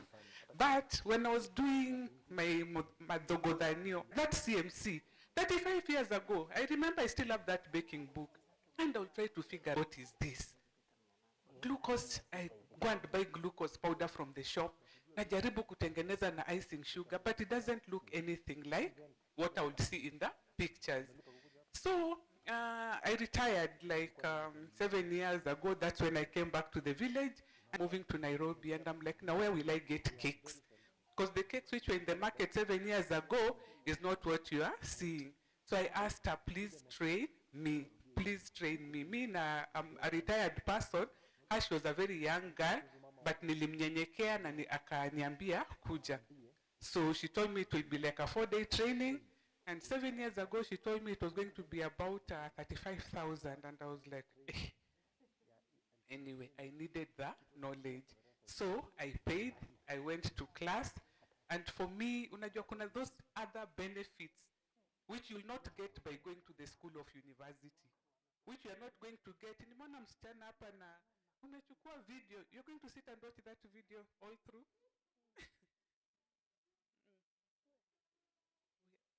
You will be surprised I'm older than you. So, yeah.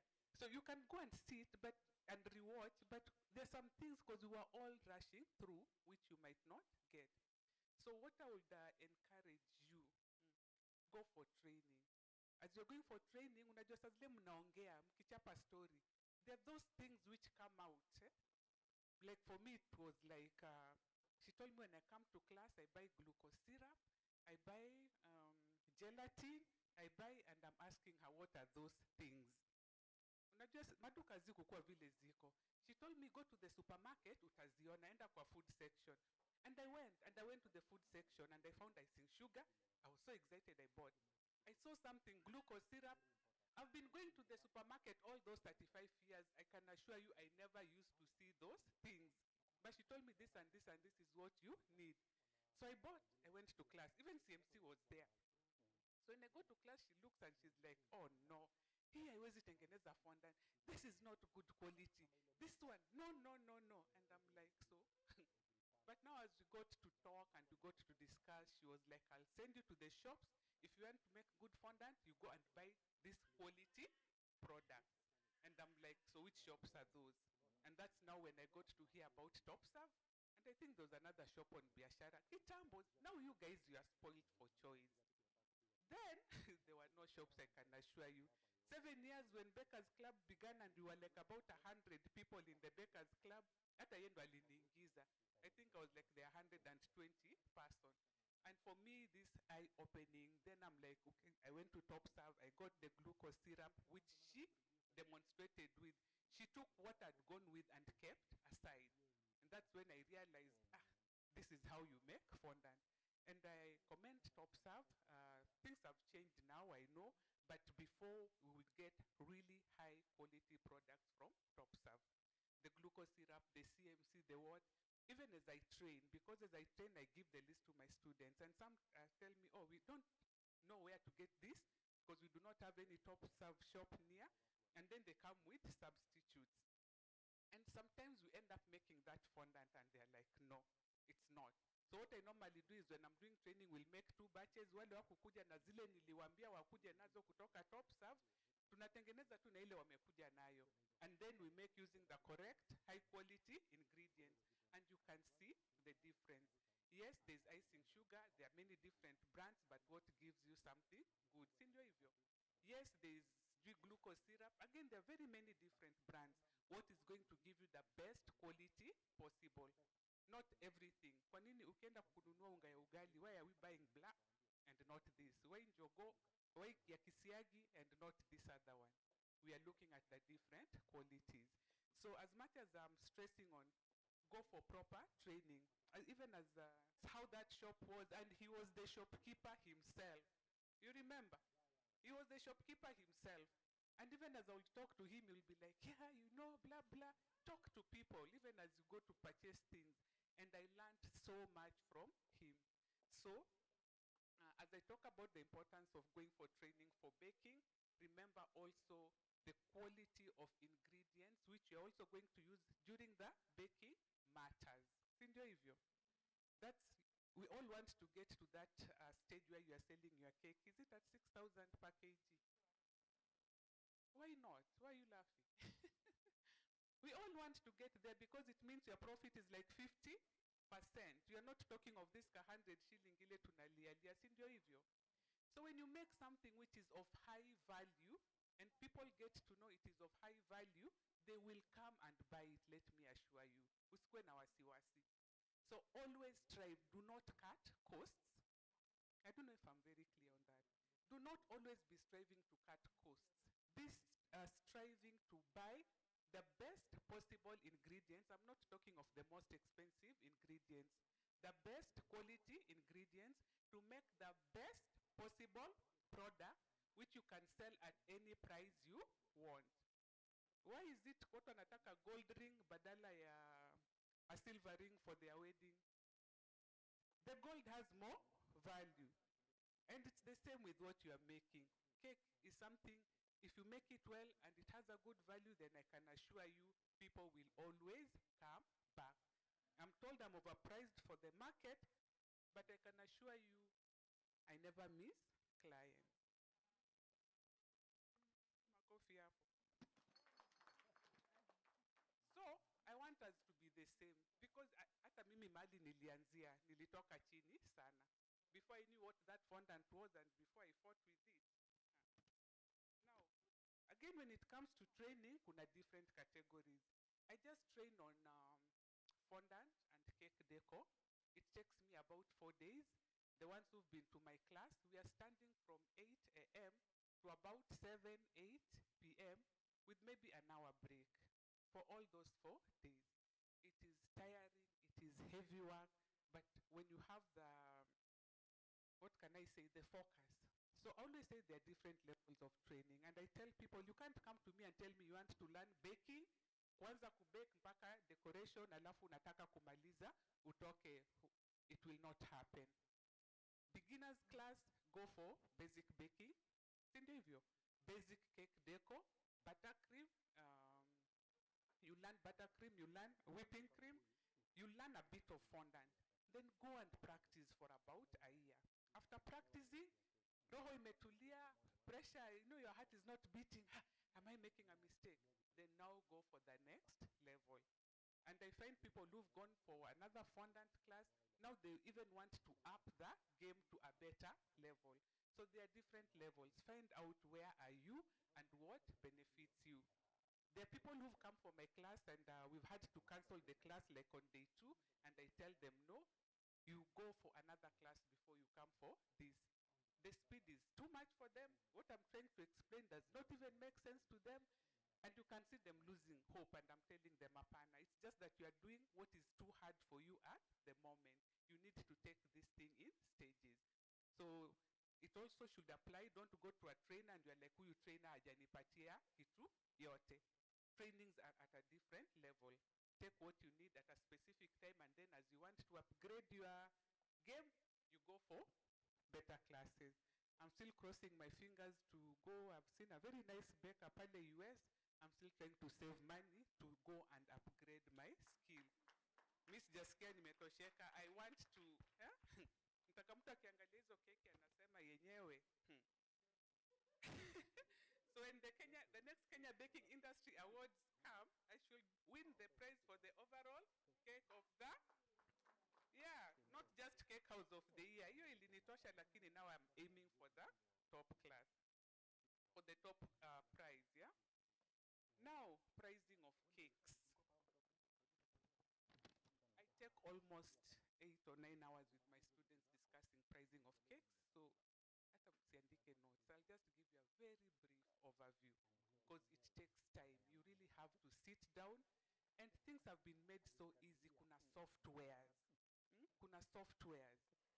Go search the internet, find out, can I get a good software, because we cannot keep on biro pen, calculator, blah, blah.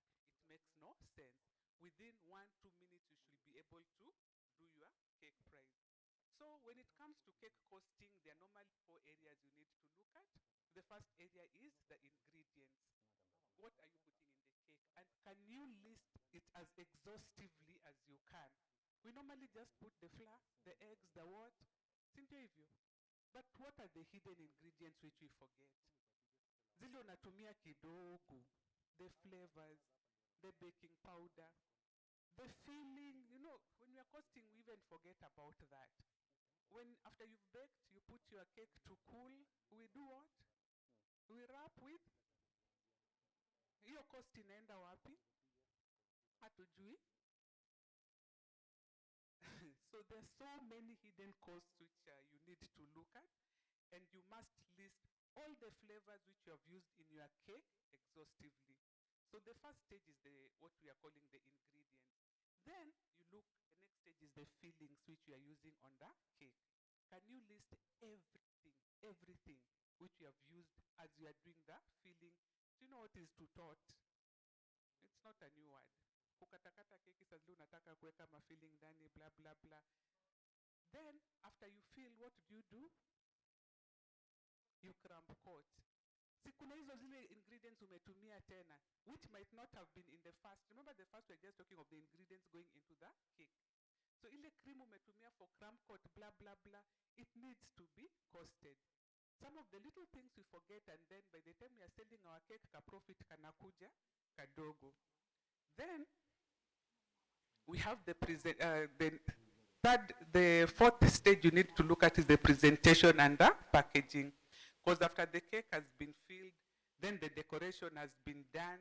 And you know, when you are talking of decoration, if you're going to use those beads, what, you know, everything which goes on cake must have a cost. So softwares huwa zinakupatia an easier way of calculating. Like maybe Deco Pulse, you know them. Maybe they cost, how much is Deco Pulse now? 50 grams? Wale watu wamenunua Topserve, the gold beads, 200. Then you look at your cake, 100. It's 200. Ulinunua before Topserve. Okay, let me use the price of 200. You should be able to look at your cake and say you've used about 5 grams of the bead, Cynthia. Then calculate 5 grams of that 200. How much is that? And the software should be able to do for you that. Unaelewa hapo? Like now you've whipped the cream. This is the amount of cream you had. You should be able to estimate out of this 200 gram cream I whipped, 10 grams ile nimetumia ku cramp coat, this cost. Ile nilitumia ku layer, this cost. So that you're having an accurate cost of your cake as possible. After that, we come to the fourth, which is the presentation and packaging, and you must remember to cost what you are using. When you're presenting your cake, there's the cake board. Do we remember to cost that? If it's like a wedding cake, there's separator boards. Cindy, do we remember to cost that? When you are packing your cakes, there are the boxes. Do we remember to cost that? We put labels on some of those boxes. I'm saying we are becoming fancier and fancier. Those labels, even if you bought at wholesale price, they have a cost. Do not forget that cost because you want to end up with a very accurate cost of your cake. So put the cost of the label. If you dowelled your cake, and when I'm talking of dowels, let me not even talk of the big wedding cakes.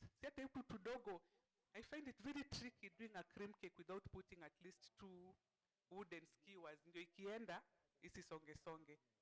Well, how much is a packet of the wooden skewers? 250. Have you counted how many skewers are inside? Such that as you are putting the 2 skewers, you're able to calculate this is ilikuwa 2 bob, ama 50 cents, ama what? Are we together? Trying to get the most accurate cost of that cake. So anything which you put on the cake, you must try and get the calculation of it. Then there's what, okay, before you go to miscellaneous, well, after you've looked at the ingredients, the filling and the decoration, and find the total cost for what you've actually used on the cake, the rule of the thumb, if you're in business, is you will double the cost which you have gotten times 2. Just on ingredients, I've not even gone to labor. The rule of the thumb. Nani ameshanunua maziwa kwa farm gate? How much does a liter of milk cost when you buy kwa ule neighbor nauza maziwa? 70 bob. How much is a liter of milk at the shop?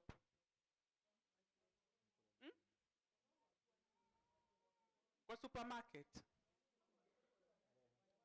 That is processed milk. The other one was raw milk. So, huyu mtu wa supermarket ameenda amechukua product, ameongeza value. By the time they are selling it, it should be almost 2 times that. It is the rule of the thumb. Na hapo ndio tunaogopea, oh, my cost will go very high, so I can't do that, blah, blah, blah. Yeah, I always tell people you'll undercost your cake. The client will be so happy, I got a beautiful cake at 2,000, they are smiling. Wewe umefanya kazi, umechoka, and you are wondering na school fees ya mtoto wangu. Hii pesa nimetengeneza, I've worked so hard, hii pesa haijatoka ya kutosha. Yet you are the one who undersold you. So the rule of the thumb is you look at the ingredients, the raw materials which you have put in the cake. As you're trying to come up with the cost, you multiply it times 2. And I'll tell you why we do that. There's inflation. In the last 3 months, fuel imeruka marangapi. Maziwa imeruka marangapi. Butter imeruka marangapi. Now you can't be telling your clients that, you know, today cake was 2,000, 3,000 a kg. Next week they are calling you, you're like, hey, uliona news? Uliona mafuta imepanda bei? Nimeongeza? Then Uhuru again announces 1 month later, fuel prices have gone up. Your client is asking for a 3rd birthday cake and you're like, uliona tena kwa news? Nimeongeza? You can't keep on doing that. So we agree. So as you double up your price times 2, it's supposed to take care of inflation, maybe for that year, such that you can be reviewing your costs year by year. Am I making sense? As much as I'm rushing through this. So the rule of the thumb, get wholesome account of everything you've needed, ile total times 2. Then we come to what I call miscellaneous. And for me, miscellaneous, there's even something I forgot to mention. When you're baking cake, some people spray the tin. Cindy, some people spray the tin so that the cake doesn't stick. Some people use oil, ile kupaka, the one me I really like, and then you put grease-proof paper. Cindy, are those ingredients which went into the cake preparation? They are. Do you ever calculate that grease-proof paper? Ile nakale kama mafuta nilikachota hivi ka 50 gram kakupaka. These are the things which we forget. And they look so small, but after you've done 100 cakes, na ulikuwa unachota 50-50 ya ku grease tins, you've actually used a lot of. So always try to give an amount to what I used for greasing the tins, the grease-proof paper I used, and so on. Then there's the overheads, which you need to think about. Now we have home bakers, and for me, I always say if you are baking in the house, ile nyumba ilikuwa ya kubeka ama ilikuwa nyumba ya kuishi. So you are doing business in your, kama ni mzee analipa hiyo nyumba, you should be able to pay rent for putting your cake business in his house. Even if it's your house, you should be able to pay yourself, assign some money, cake business inaniletea, because you are actually doing a business. Let me tell you, even if you are a home baker, wala kona business premises well and good, but even if you are a home baker, we are doing business, ni kibarua tunafanya, because you are looking for an income, and you want to manage it as a business. So please think of it, I'm renting premises in my house. So I've got to pay a bit of rent, so think of the rent, because that is how you'll end up with the total cost. Remember, we are still costing cakes. I gave you the ingredients and I've told you double that by 2. Now we are looking at what we are calling the miscellaneous, the overheads, and one of the things I'm talking about is rent. How much are you paying for rent for your business of baking? A cost which you need to think about. Then the electricity or fuel, whatever you are using for baking. Can you have a proxy estimate on how much electricity we are using? How can you do that? Me always say an easy proxy way is like, before I began baking, I was paying electricity this much. Then after I began with this interesting hobby, bei ya stima ikaenda juu by maybe 1,000 or 2,000. Sindio? Is it making sense? Then I'll say this 2,000, it means of the 30 days, if I'm doing a proxy estimation, I divide the 2,000 by 30 days and I can say, aka ndio kabei ninaweza kusema keki zangu zinatumia kwa, but because you want to maximize your profit, whether you are baking one cake or you are baking 2 cakes, I don't want you to forget that cost. When you divided your 2,000 by the 30 days, it becomes part of the cost of what was going into your cake. Sindio hivyo? A proxy way, because we can't get the exact. Then think administrative. How much time do we spend on Facebook? Tukitafuta ma designs, tukitafuta manini, ukiangalia trends, ukiangalia how to do this and that, how much money are you using on bundles? And if I know bakers, 70% tuko kwa cake, 30% ni social. So how much are you paying bundles? Maybe 1,000, maybe 2,000. And how can you get a proxy estimation of how much you are using on your cake business? Because it's part of the business. So what you are using, toa ile kidogo yako ya social, and then you say maybe 1,500 is attributed to cake, divide that by 30. Hidden costs which we should not forget. Transportation of that cake, I know we are so fond of telling clients delivery free, blah, blah. But as much as you say delivery free, calculate that cost, put it in. Hizi ni vitu tunambianga client kuwafanyia nini, kuwafurahisha, but it's not a cost you should bear. Then there's the labor aspect. And costing for labor, that is a whole lesson that I don't want to get into it. But I always say, look at the level you are now. What are you producing? So, if you are to say your job is baking, I'm a baker, how much would you want to be paid per month? At the level you are, mtu akikulipa salary ya 20,000 per month, utasema umeridhika. Mtu akikulipa 30,000 at the level you are, utasema umeridhika. So that is the approxy way I normally use. I'm like, okay, maybe at this level I am, maybe another one, because she's so highly qualified, she would want to be paid 100,000. Then I divide that 100,000 by 30, roughly, and I'm getting the cost per day. Sindio hivyo? When you get the cost per day, try to break down that cost per day into hours. Sindio hivyo? How many hours are there in a day? 24. Those 24 hours, are we normally awake all those hours? No, we are awake about 12 hours. So divide that, what you have as cost per day, by 12. Sindio hivyo? Then it's giving you a rough proxy indicator of 1 hour. This is the amount of money I should make if I'm working 1 hour. How much time have you used in baking your cake? 2 hours, 3 hours? Cost that on that cake. Are we together?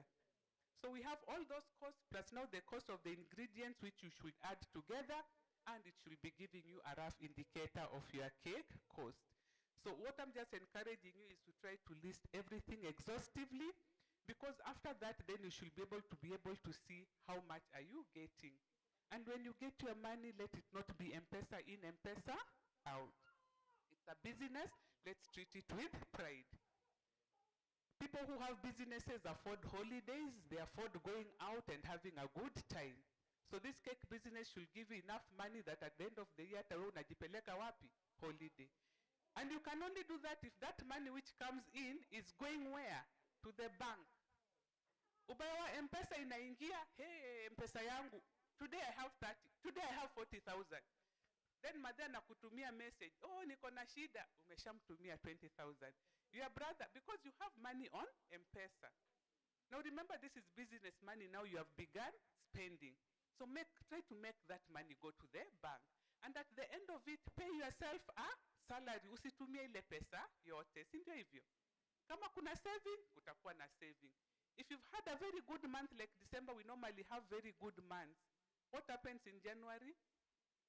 But because you had a good month and you have said your salary is 30,000, at least ulijilipa December 30,000, alafu January, bado uko na pesa.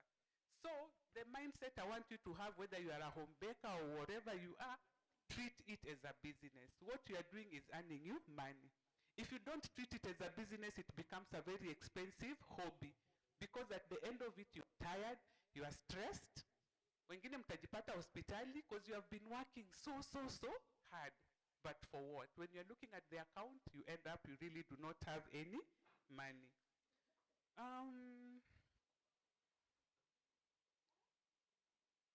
I was also asked to touch on the cleanliness, maintaining hygiene at the workplace. Very briefly, I'll do that.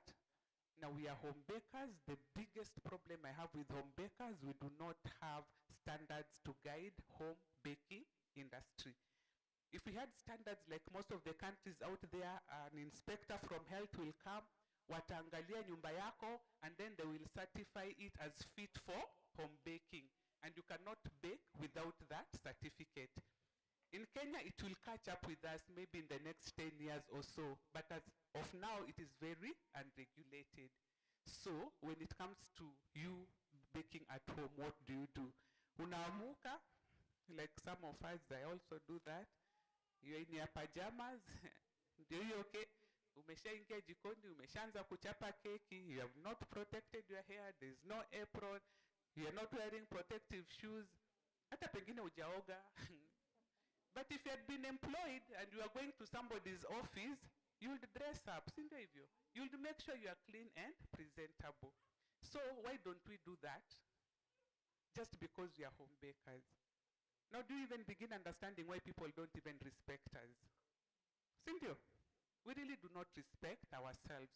So treat this as your job. Wake up, prepare yourself for baking, look at the hygiene. How is your house? How often do you fumigate your baking premises, if I may ask? I know some have never fumigated, but take it as a challenge. Because what you want coming out of your kitchen should be so wholesome. And let me tell you the truth. If you really believe ile kitu umetoa jikoni yako it is of high worth, even others will believe it is of high worth. And even by the time people want to argue with you, I mean, you stop arguing. They're like, when they come to meet you, like somebody wants cake consultation, wanakupata umeoga, umeng'ara, you are ready for business. It's not just for. I don't know if I'm making sense. Wedding clients wameshawahi kuja kwa nyumba yako na unawameet tu kama uko na pajamas or just jeans. Do you bother? Do you bother? Aki for wedding clients I would bother. Maybe for kawaida ones, sasa anakuja kuchukua bado anakupata tu uko na kitambama stocking kwa kichwa, amekuja kupick keki yake. But we should not do that. So let's look at hygiene at the workplace, where you are baking your cakes, how you are storing your things. If something fell on the floor and it was cake and it was for consumption, like maybe one of the cupcakes fell, kama uko na mtoto mdogo ungechukua umpatie. Unaenda unatupa, lakini kwa sababu client hakuoni, iende ikienda.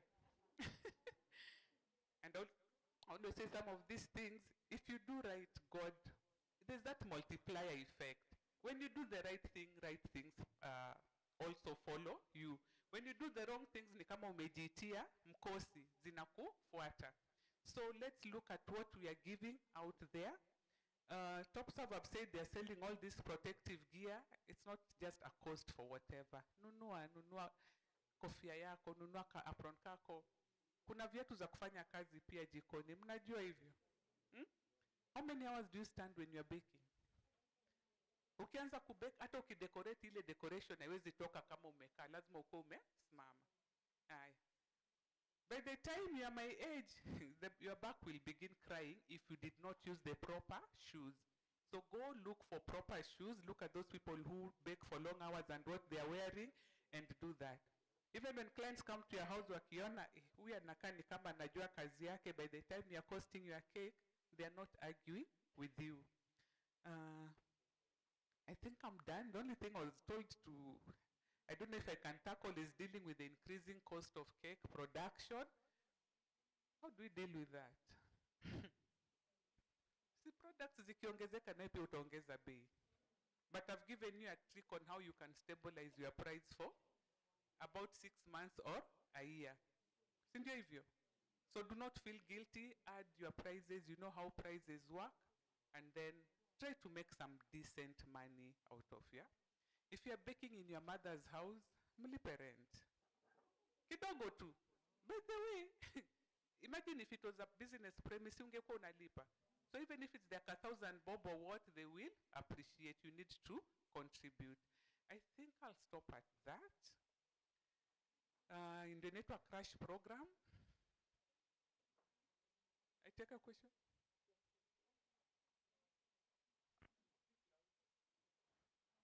My question is on KRA and home bakers. KRA and home bakers, do you do your returns? It is a law. It is a government requirement that all Kenyans must do their returns every year. Sindio? It's a law. Sai, we are just there. But kamba inaanza kufanya nini? Kukazwa. We are all there very busy on Bakers Club. Lailisa Cake House, this is what I bake. Lailisa Cake House, we are posting. And somebody is just studying you. And going to check against your returns. Because who is ametengeneza like this amount, why are they declaring nil returns? So I always say, just do the right thing.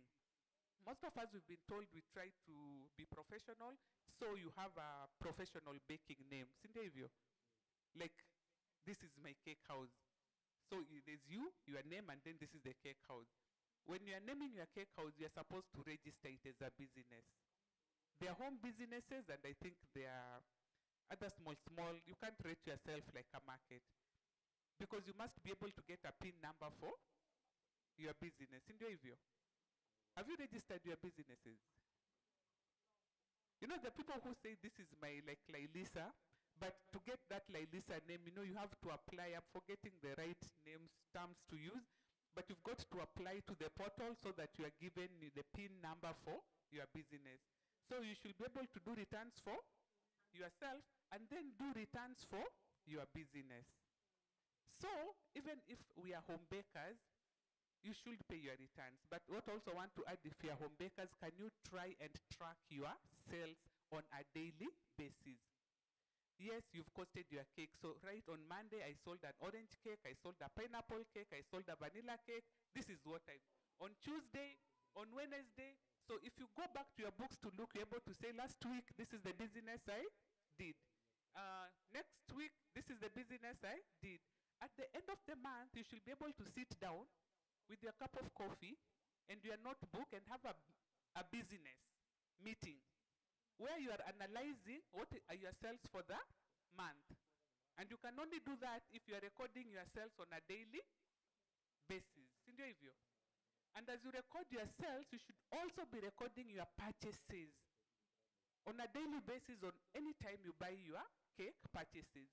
So when you're doing your monthly analysis, you should be able to analyze the cakes I sold brought me and the products which I purchased for making cake costed me this much. So if I look at what I sold and what I used for purchases, ndio pesa nimefanya nini? Nimetengeneza. You are able to say what was the income. And when you're looking at the income, remember kuna the overheads which you need to replenish. Because you really want to find out what is the profit you made. You can't just say all the money you made, this is the amount of money I made for baking. Minus the supplies. Umebaki na nini? So you need to do that analysis, and I call it bookkeeping. Very, very important. And then from there, you should be able to analyze at the end of the year and tell yourself, this is the income because KRA, I think they've given us a nice rate for this. They called it online businesses. I think they gave it 1%. At the end of the year, you're just supposed to declare 1% of what? Sindio? Of what you have done, which is a very good rate. Of course, eventually watakuja kukaza. But I would rather you are paying something small and make it a habit. By the time they catch up with you, I have been paying than wait until when they come and they're asking you, so when did you declare? When did you declare? And you find yourself in such a hot mess.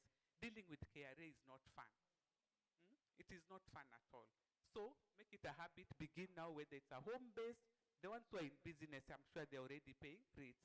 But make it a habit. You have to pay. You are doing a business. The government has given you, enabled you to have a home, and you are using their roads as you transverse, taking your cakes left and right.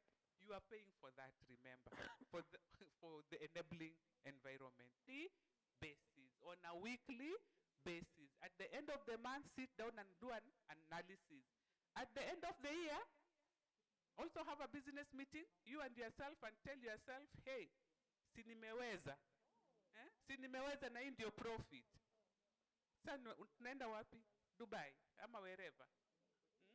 But there's a lot of money in baking. So even if you make little money, you should be able to use that money back on yourself. Oh, and by the way, if you have a worker and you are a home baker, also remember to add their salary on the costing of the cake. Sawa sawa. Otherwise, you'll just be paying from your pocket.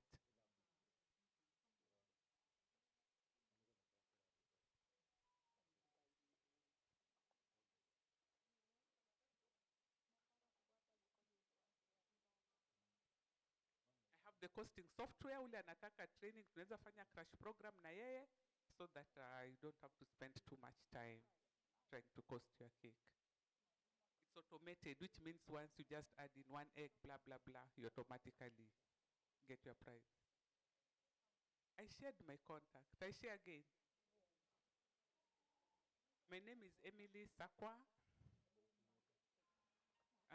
0726 116 101. For pricing, if people group themselves like maybe groups of 5, 6, I think we can sort it out so that make your work easy. It's just a put in and it automatically calculates the cake cost for you. I am based in Vihiga, in the village called Gisambai. But I'm able to come to Kisumu if people put, watu wanaweza jiweka pamoja and give it 5-6 hours, I think we can have this costing. Just the costing bit, not cake decor. Yeah. Let's give her a hand.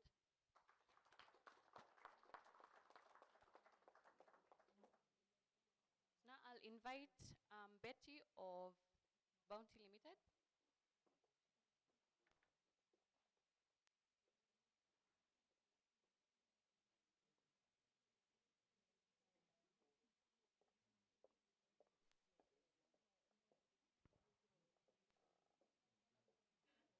Hello and good evening.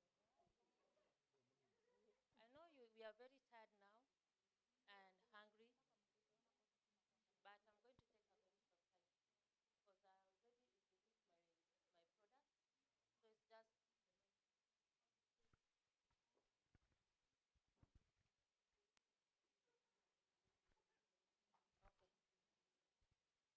So I'm just going to go through it a bit.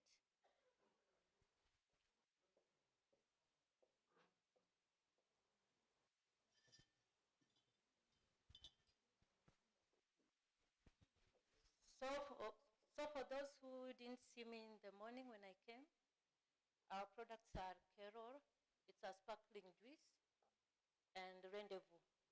It's a non-alcoholic drink. So I remember in the morning, I said it doesn't have a expiry date, but it has an expiry date.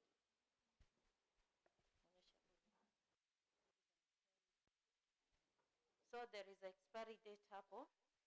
Like for example, the one I'm holding, the production was on 2021 and the expiry is 2023.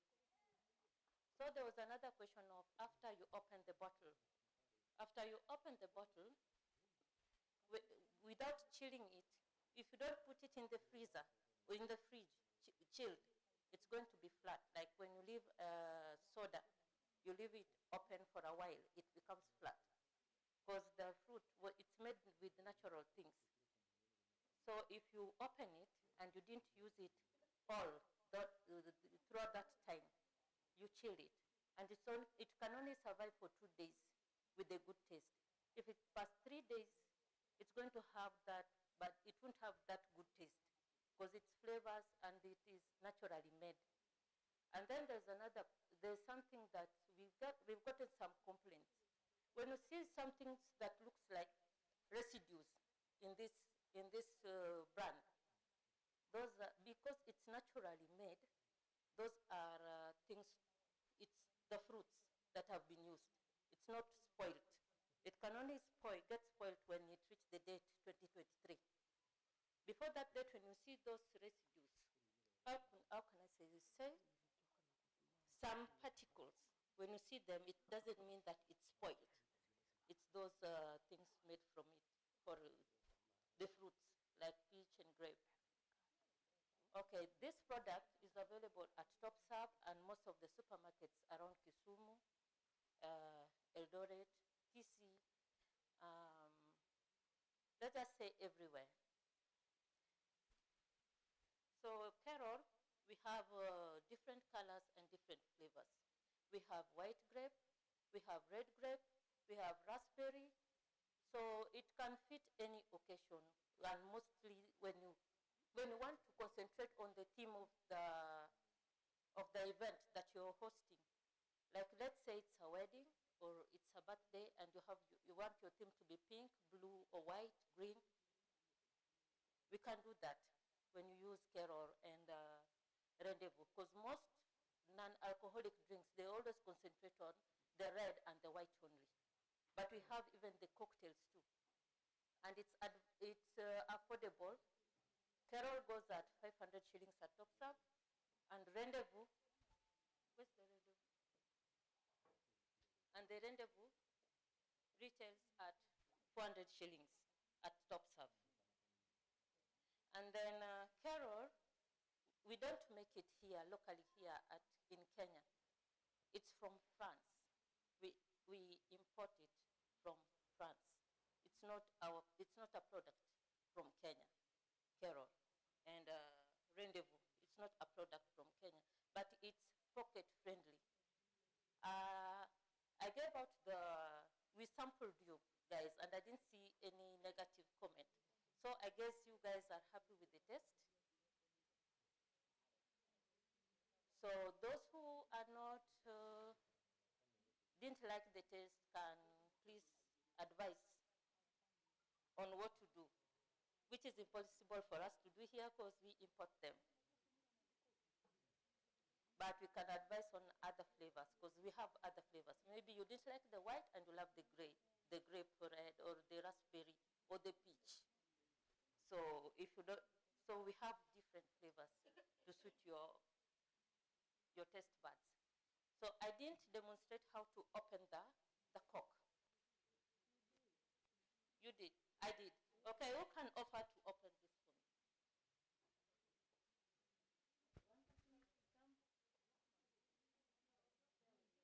Okay, who knows who can open it? Because I'm told that I demonstrated, so I want somebody to open for me this one. Because when you're hosting an event, maybe you'll be told to open it. Yes, please. Thank you. No, before that.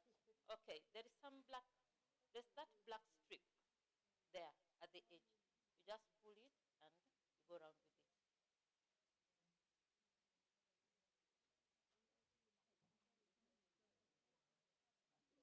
You were there. Okay, do you want me to? Okay, yeah. So you turn it. Oh,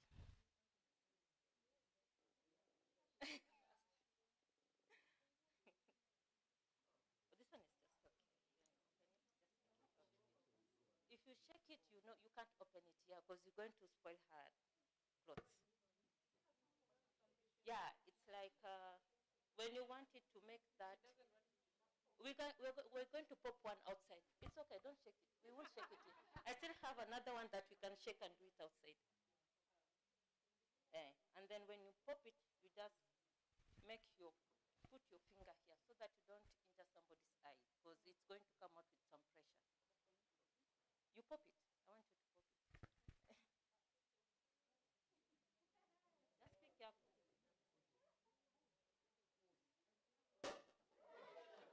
You didn't hold it. You're supposed to hold it. So it's like that. Okay. And then for that sparkly filling, so this is pink.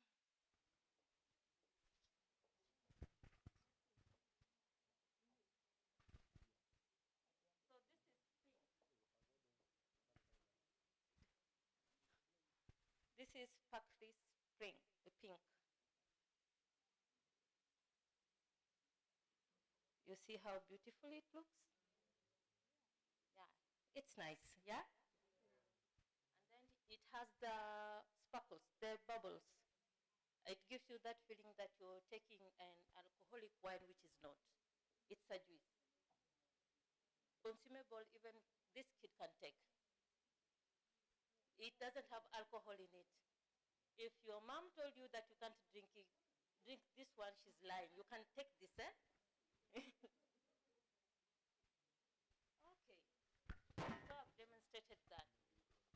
If you want to have that champagne, you know, when you're having a party and you want to have that celebrity, you shake. And that one you can do outside. When you shake it, it's going to come out with a force. That one we didn't shake, but you just had the pop. If you shake this one and I open this, it's going to fly out. Yeah. So if you want to demonstrate, this one you have to do outside. Because I don't want to spoil your beautiful. So any queries? Any questions about this? I'm not really conversant about which drink goes with which cake. So maybe that's another person. I really don't know. So please don't ask me that. This one is 500 shillings, Carol. Yeah. And then is 400 at Topserve. It's a non-alcoholic drink.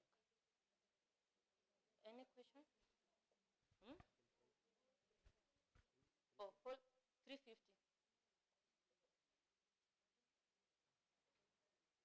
Any questions? Oh yeah, contacts 0759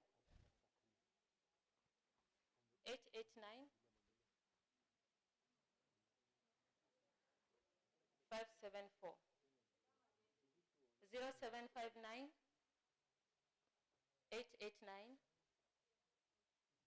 574. And then there are these flyers that we were issuing around. When you look at these flyers, there are contacts there, just there. So if you're in Mombasa, you can call that number. Kisumu, there's 0722 695 083. That's direct. That's my boss's number. When you call, it goes direct to my boss. Okay.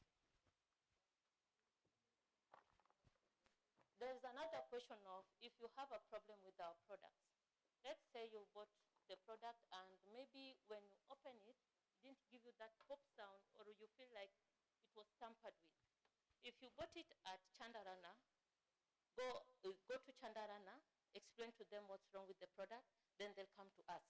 If you bought it at Topserve, go and place the complaint at Topserve, and then they'll come back to us.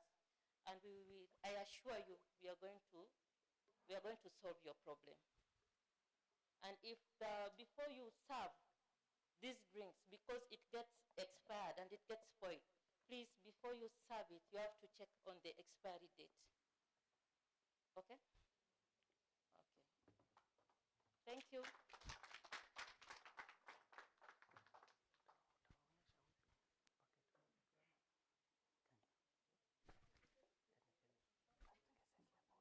Thank you so much, Betty of Bounty. So now we'll complete the demonstration by Puratos.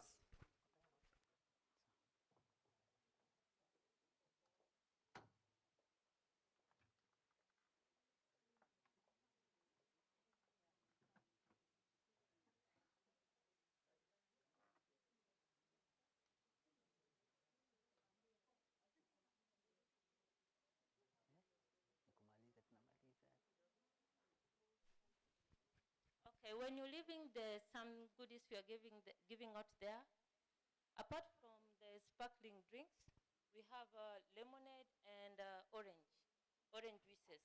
We have it there. That beautiful lady there is going to give you when you're leaving the premises.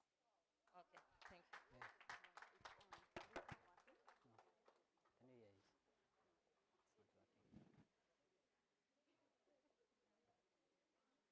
working.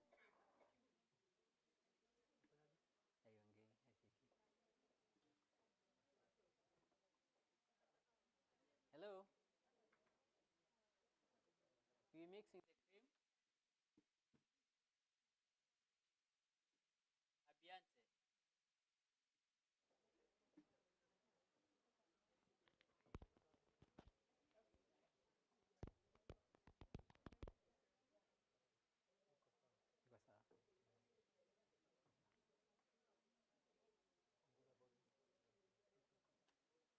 sawa.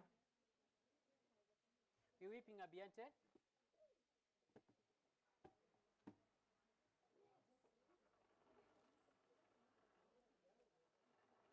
At slow speed. We start with the slow speed. Then increase gently to medium speed.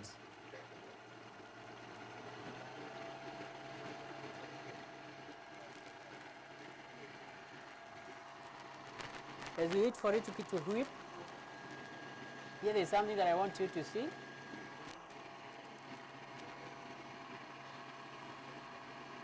This is the Grasatine cream cake, and there are some black spots on top. What are they? Sorry? Where do you buy your chocolate chips? Topserve.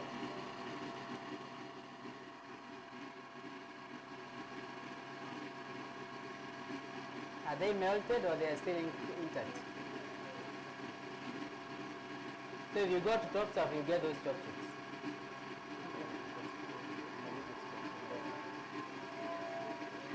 Huh? You just fold. Huh? These are going to melt. They are baked stable. Hi everyone. Can you hear me? Can I get a yes? Can I get a yes, yes? Very loudly. Yes, yes. Thank you. Let's have one meeting, and this is our last demo. So let's pay attention so we can eat cake. Senor.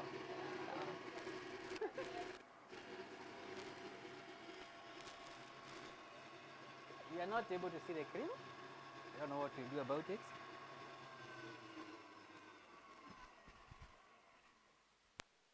Tumia camera. Tumia camera. Eh? Tunataka waone. Okay, sawa. Okay, sawa. Sawa.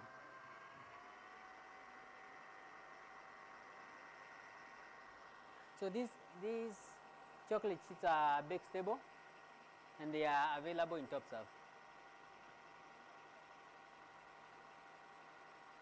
They are products from Curatos and only available in Topserve.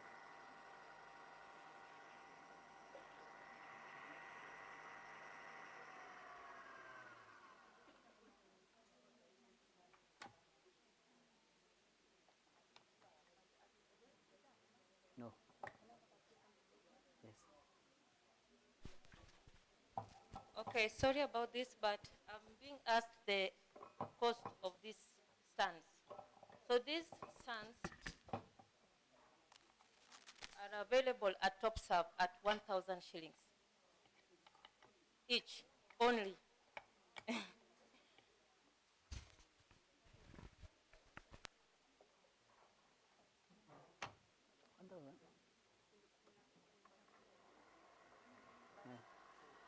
Nataka kuonyesha venye inakuanga ikiwa soft quick. Basi sawa.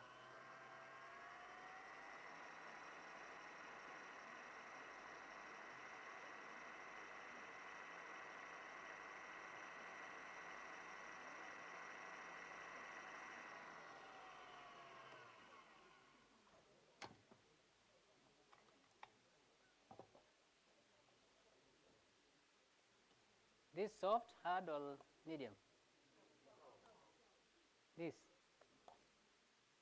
This is not even soft. It's very soft. Very soft. It's run, it's very soft. Yeah. Where can you apply it? Where can you apply it? Cappuccino. Mousse cakes. Mousses. Yeah.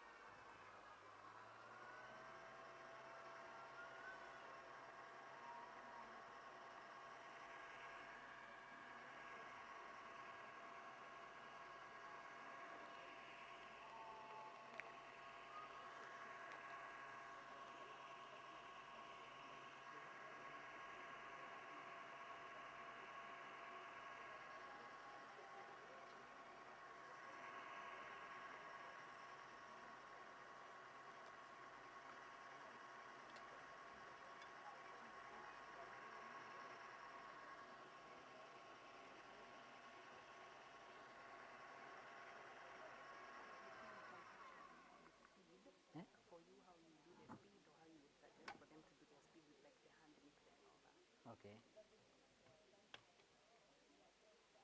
So if you are using hard mixer, which speed do you use? Hard mixer. High speed. And if you are using a machine like this one? Sorry? You'd rather? They've never tried. So you use a medium speed in this one. Hard mixer. How many speeds does it have? 5. You got number 3 or 4?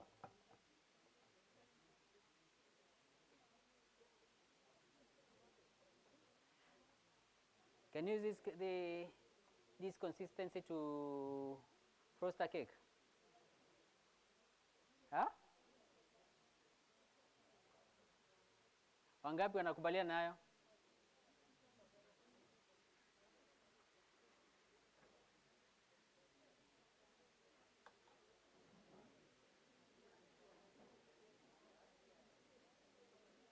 Because the more inaendelea kukaa, itaendelea kuharden kiasi.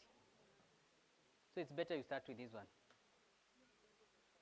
Ukioverwhip itakuwa ngumu, na wakati una frost your cake, the palette knife inafuatana na cream. Utapata kwa hii kilo mzima, badala ya kucover 4 kgs na cover 2.5 ama 3 cakes na ishaisha. Sawa? Ukiangalia imwagiki, that means still stable. Tuko na Diana cream.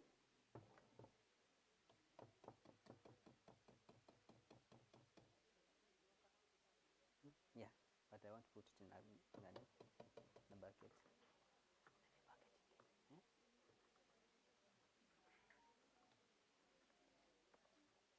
Hii hata wanaweza taste.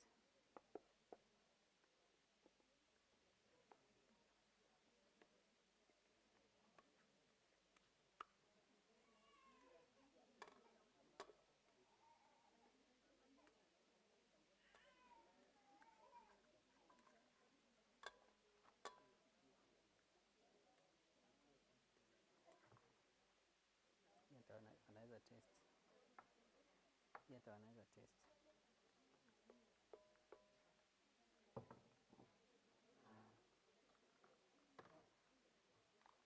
Tuko na Diana cream. Iko in half kg. Nimeambiwa mtapewa discount ya 20%. 30? 20%. Hii ni nusu kilo. Nusu kilo naweza cover nayo keki ngapi? Najua vile inachanganywa. Gramu ngapi za maji kwa nusu kilo?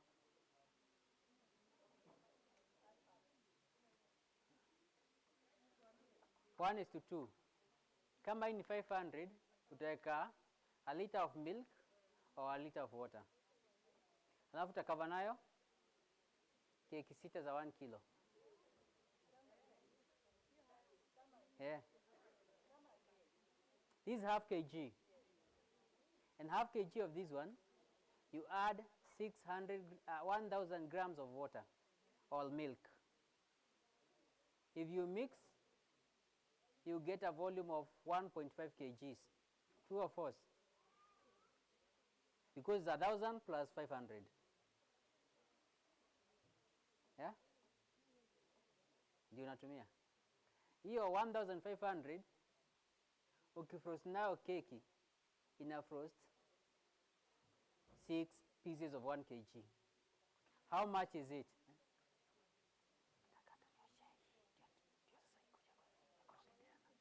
Hii na hii ndio nikoroge udana, alafu maji kwa baba. Tabidi nioshe. Ndio sema tuchanganye ndio iko. How much is this one?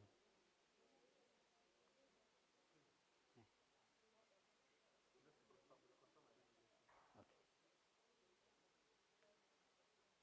So let's say it's 1,000, which I know it's not 1,000. It's less than 400 shillings. It's cheaper than this one. And cheaper than this one. This is covering how many kilos? 3.5. And this? And this? So which one is the cheapest? This one. And it's stable, and you can still use it to make roses. Yeah. Just, sorry?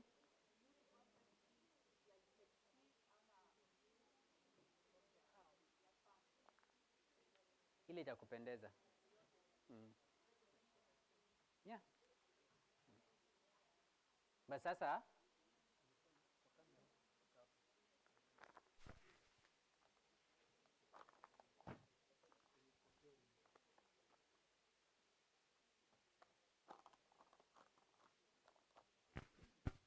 utapata this one is far much cheaper compared to the rest. Itaharibika haraka. Kwa nini? Tutakuwa tumetumia maziwa. But if you use water, how many days?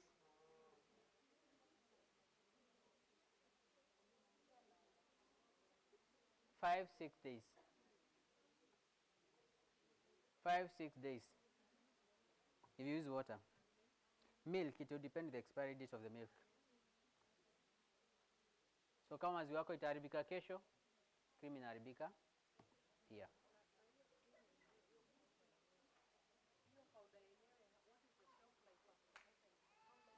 One year. Weka kwa airtight container, 1 year. Alafu napima ile kiwango nataka kudecorate. Kama ni 1 kilo, natoa 100 grams peke yake. Divide it. Yeah. Can it be frozen once you whip it? No, you can chill it. You can put it in the fridge. Yeah.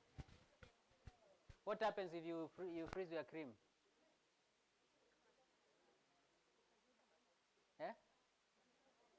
Ukitoa kwa fridge ina defrost. So inakuwa maziwa. Na kuiwhip tena ishikane ina take another process. Haitashikana. So weka kwa chiller, kutoka kwa chiller ni kuwhip tu na mkono alafu inashikana.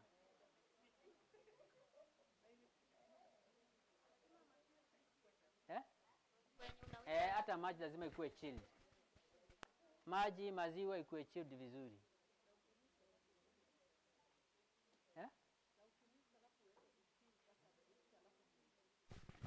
Unaweza koroga kama huja chill, lakini ujue chenye nitakuwa umeharibu ni nini? Ile volume ungepata utapata. Katatoka kadogo.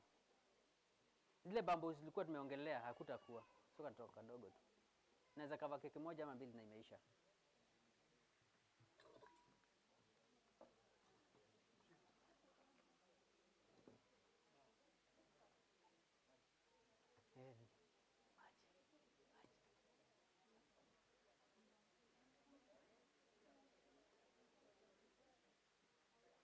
So ukikoroga Diana unaanza aje? Na powder ama na liquids?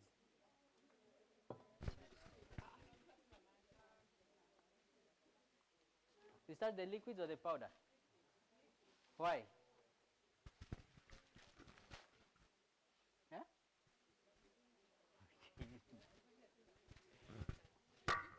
The moment umeanza na powder, umeweka hapa. Ile utakoroga ni kidogo, ingine itabaki imekwama pale chini kwa. Alafu ukitoa unapata. Yaani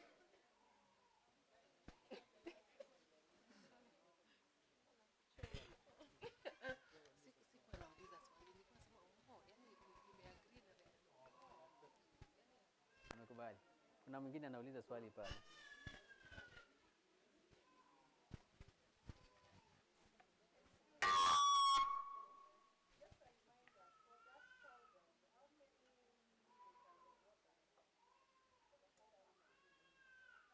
One is to 2. 1 is the powder, 2 is the liquid. So if it's this half kg, you add milk or water of 1,000 grams. Yeah. When you talk of the liquid, that is the water or the milk. Yes. That is the one you start beating first. No. What do you mean by you start with the liquid? You pour the liquid first, and on top of the liquid you pour the powder, then you... You don't pour the powder and then the water? No. Okay.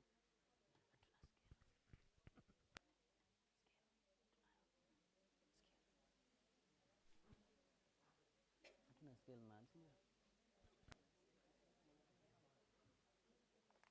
Wow.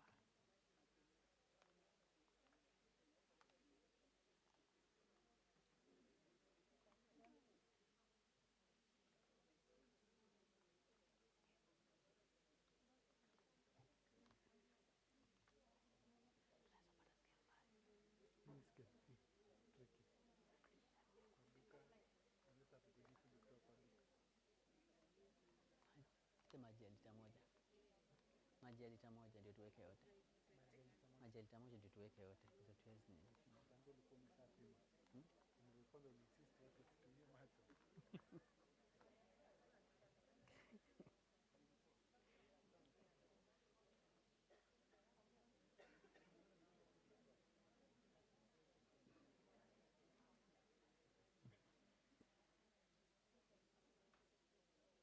Kuna mtu akona swali na Diana? Kabla tukoroge. Tunangoja maji toke kwa chila. Swali yoyote ama swali lolote lingine la kuhusu the products zote? Filling. You haven't said anything about the filling. The fruit filling. Yes. We have the strawberries, fruit filling, ambayo tumetumia kwa hii keki.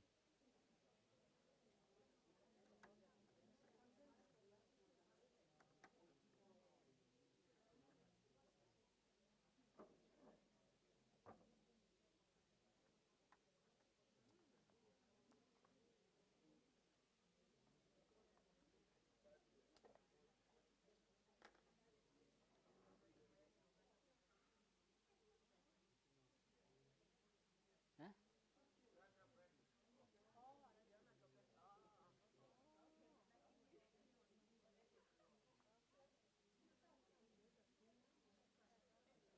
Hii ndio the fruit filling. These strawberries. These strawberries. You can use in layering. You can use it the way it is without the cream, or you can add with the cream. And then topping, you can add more glaze and pour the way this one is been poured, or use it the way I've put here.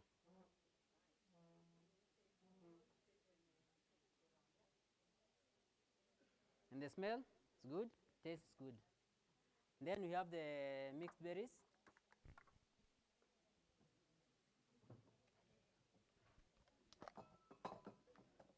These are the mixed berries.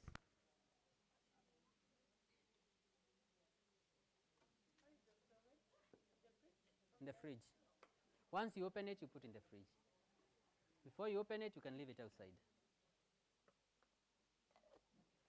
That's water, 1 liter, then half kg of this.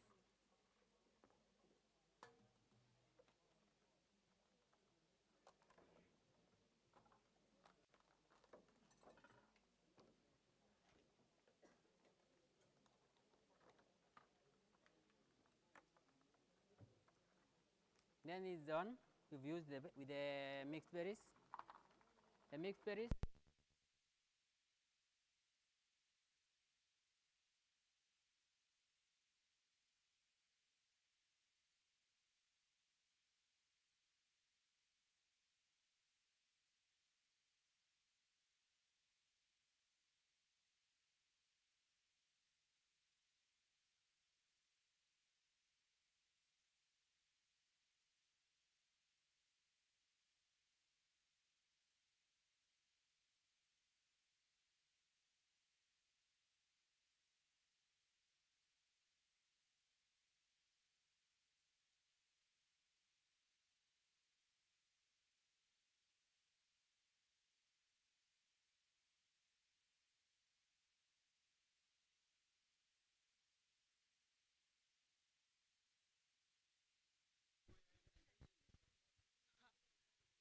Hakuna ndogo. Oh, the smaller versions.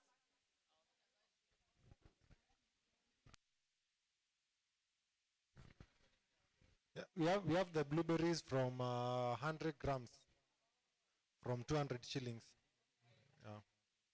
So the 100 grams, 200, all the way to the 5 kgs.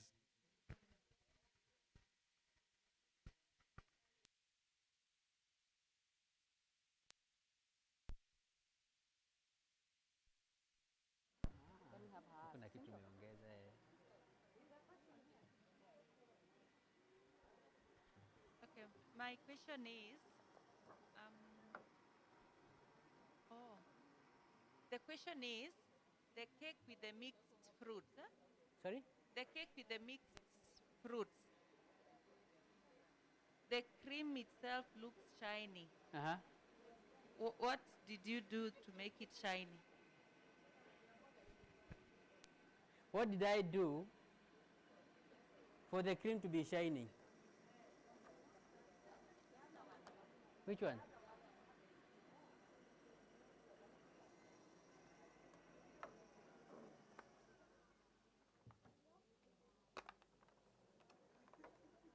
This one. The cream is shiny. This one, which one is shiny? This one. You know why? Glaze? No. And we talked about it.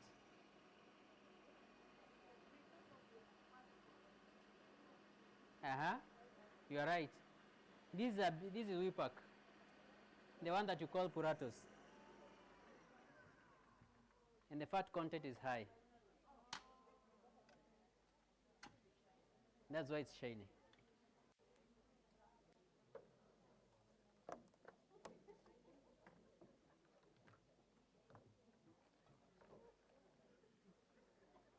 Hata haijakuwa tayari. Haijakuwa tayari. Bakisha. Ichape, ifure kabisa, ijajaa. Ikuje juu kidogo. Then we have this one. Wangapi wanajua hii?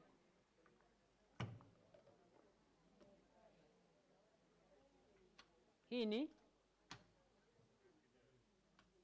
Ha? Hii ni? Inaitwa neutral glaze. Inaitwa neutral glaze. Glaze.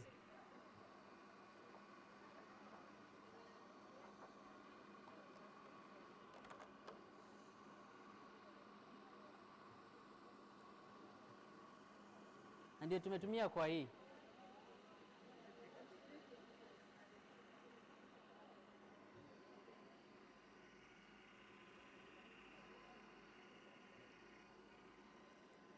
Ndio tumetumia kwa, ni vile tulipotengeneza ile drip, kwa sababu wakati tulitengeneza hatukuweka kwa fridge. Tuweka direct kwa packaging. Tungeweka kwa fridge inge harden. Color? The colors. You mix the colors separately and then you pour on top of the cake.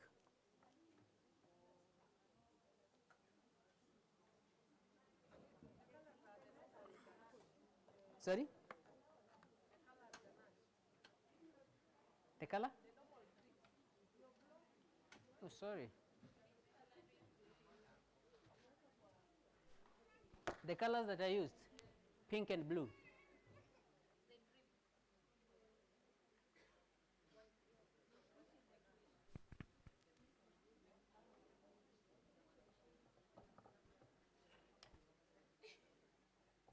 I was just asking which colors did you use? Pink and? Pink and blue. The normal colors from the normal, yeah. Yeah. Okay. I bought them actually in Topserve. Gel.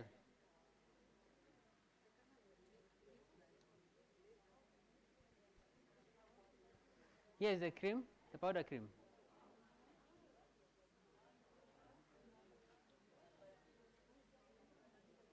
And you can still use the powder cream to make what? Roses. Ice cream. Uh-huh. How do you make the glaze?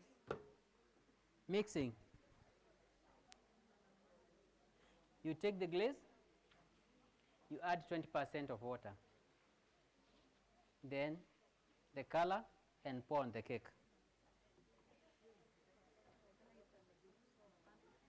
Eh?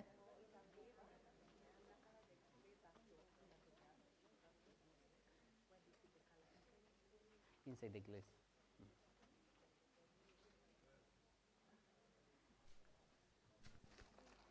A question. Uh-huh.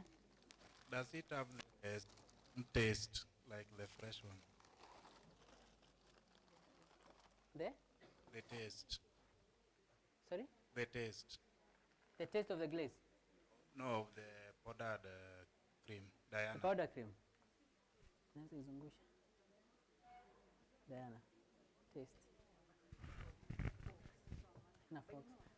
So akona spoon. You have your spoons? Okay. Nitaka upeane bowl ingine. Does Diana also harden as it stays after you've mixed? Does it also continue hardening with time, Diana? Not like a Biante, but it will harden a little bit.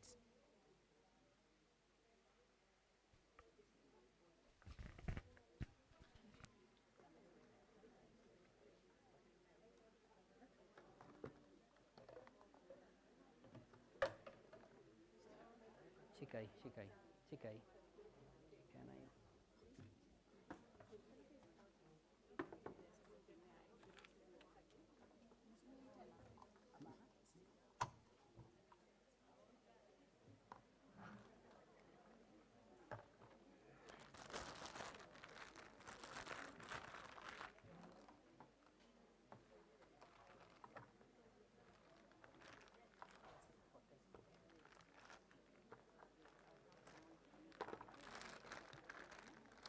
This is Diana.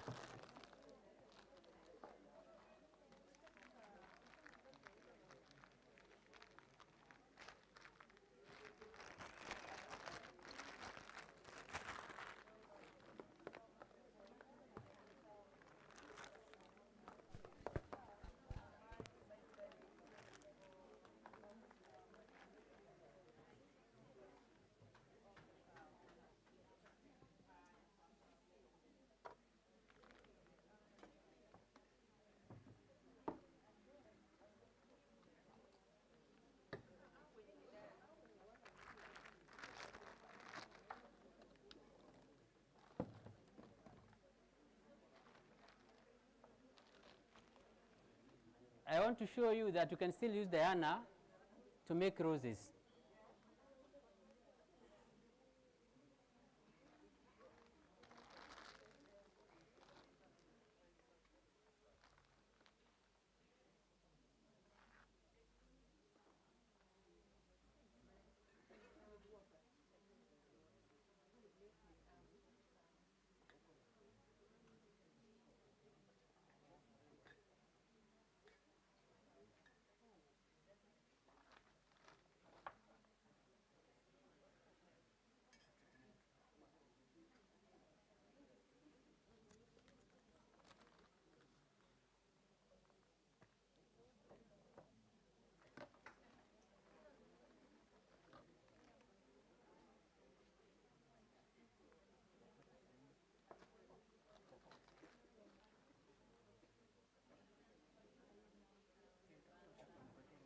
Nini? Nataka kutumia kutengeneza keki na utanipatia keki moja ni frost ndio niweke ganache.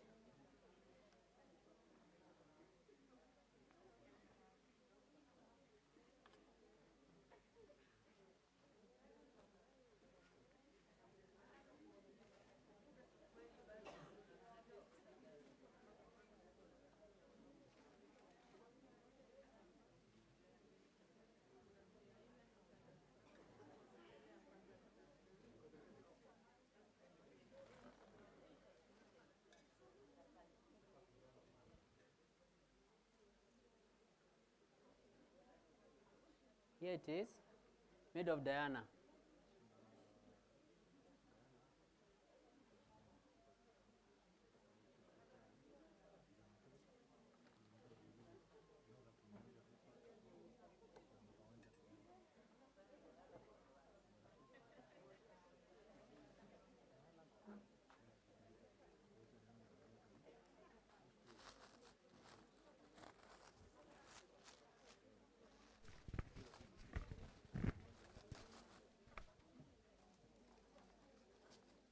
Okay, now since you have tested the two, what is the difference? Hmm? Pardon? You are saying Abiante? The first one, was it Abiante? It's sweeter than this one, Diana.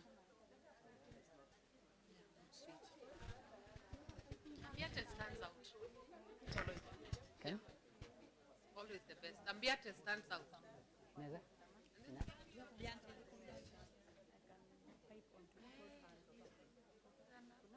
Iko. Bila nozo, si ndio? Maji ama ni karatasi?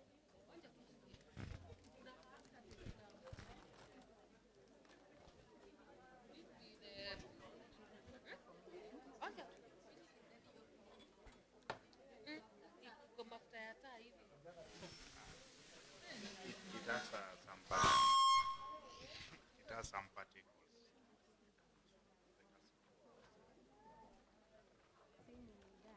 Which one do you like most? But now the volume. You compare the volume of Ambiente and the volume of the Diana. Me or Diana.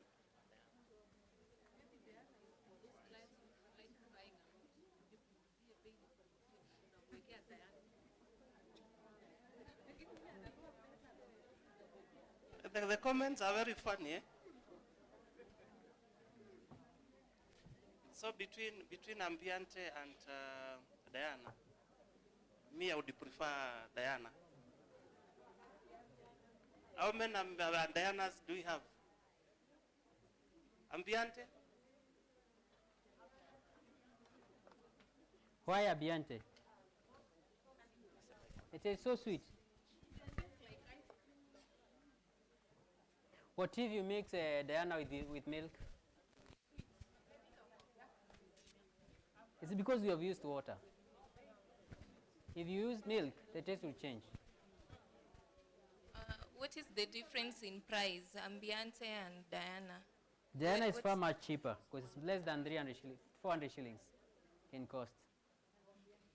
Ambiente is coming to around 600 and something.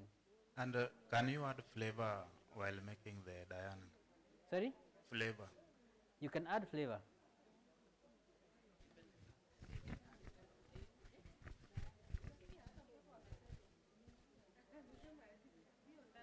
Vile umemzoesha.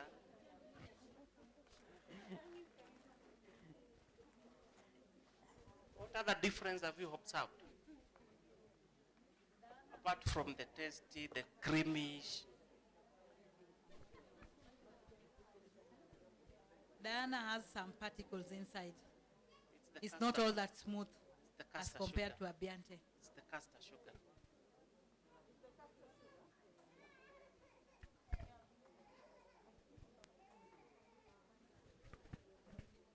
Another observation.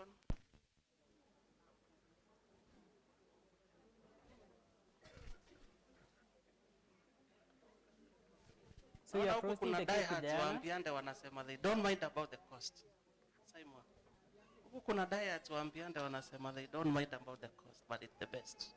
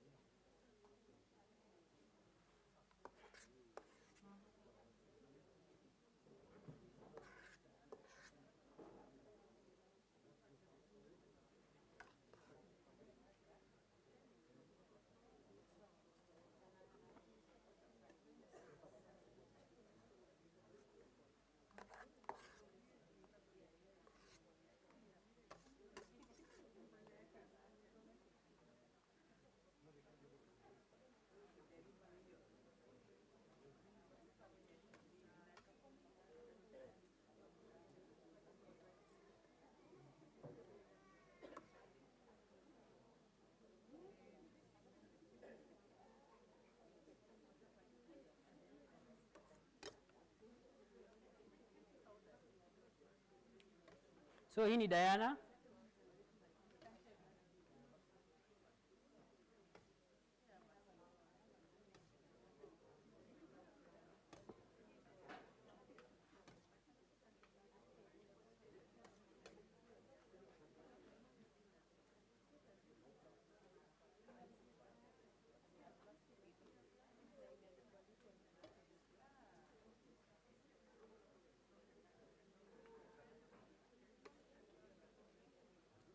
This is Diana.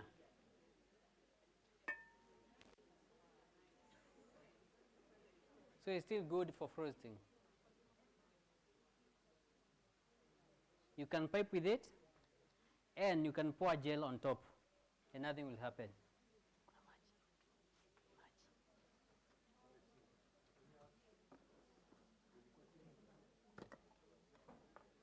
This is the glaze that we are talking about.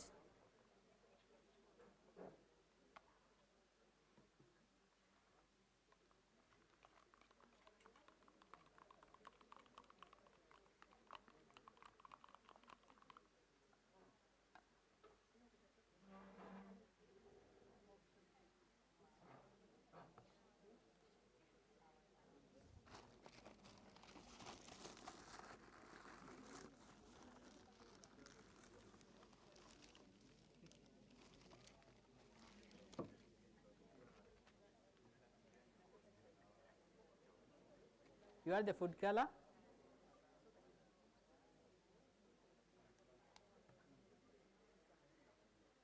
You mix.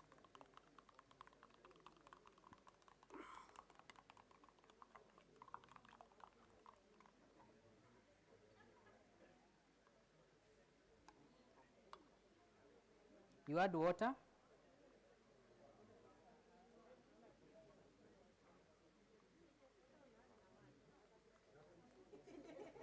Nimesema 20%. Nimesema 20%. Najua sina scale sahi hapa. So nisamee tu for now.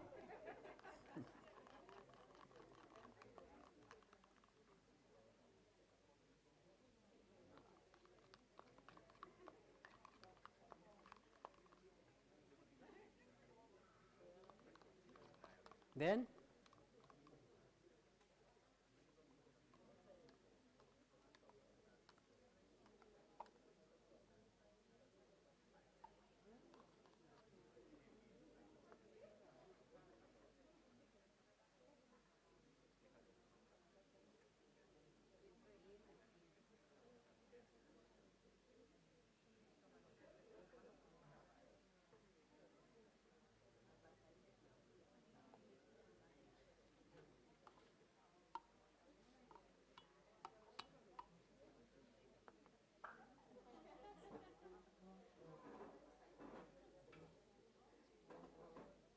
uliza.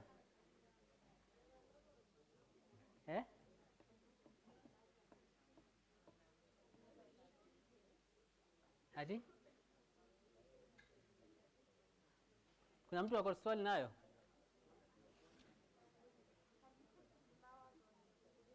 Can you? Here or top?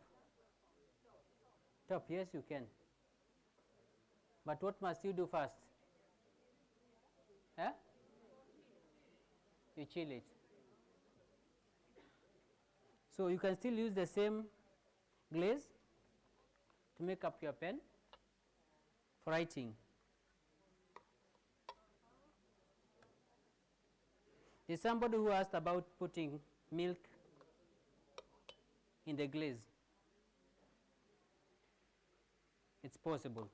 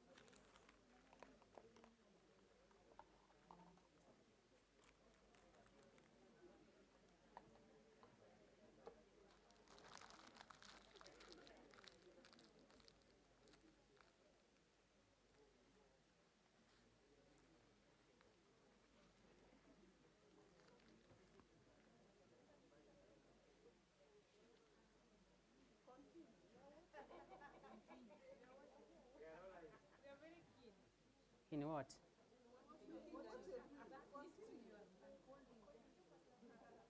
So should I write or not? No, I don't have a name.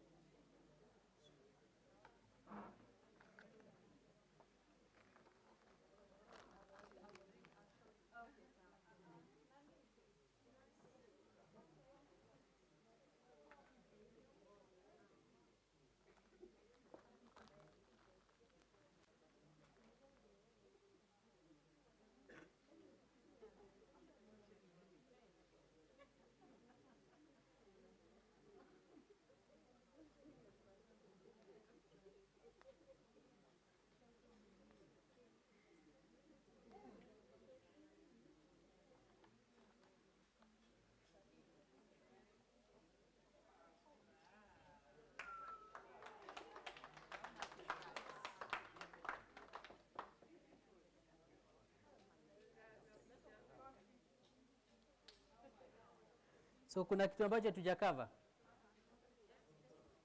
Just eating.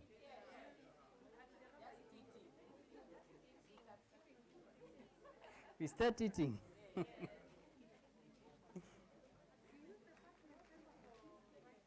Eh?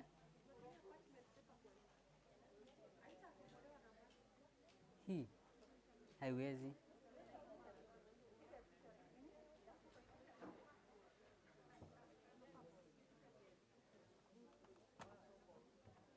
Acha tu ya time watu wataona. Sasa imekataa. So just close hizi vitu, zitafutie mahali uziweke kabla upate zimeenda. Hizi zetu. Hizi ndio zinataka kuitoa ioshe tu. Sikawezekana zinaweza ingia kwa box iende kwa gari. Ibaki tu kisu ya kugawa. Ndio tupatie mwenyewe anataka kwenda. Mwenyewe anataka kwenda, Cindy alikuwa anangojea.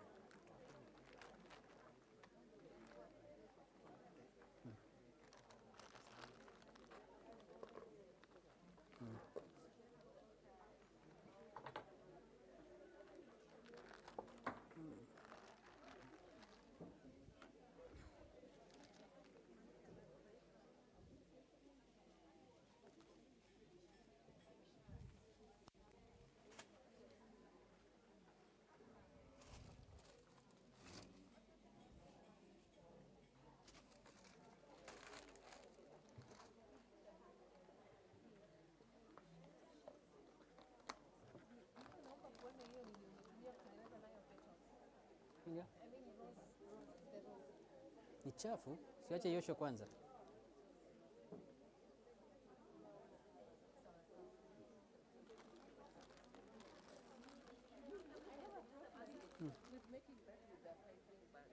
Making?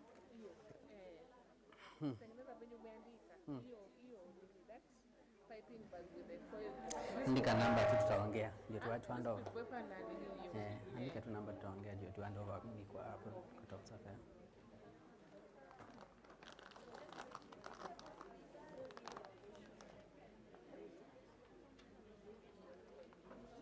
We preparing to so that we can arrange the cakes here for eating. 27 24 2 24 024 24.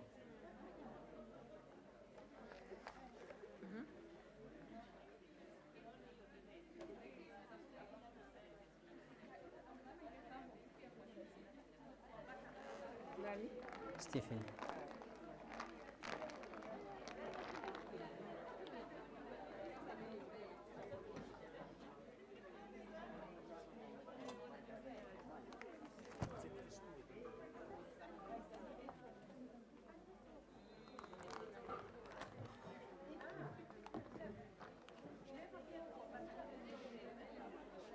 Glaze. Yes, you can apply on the buttercream.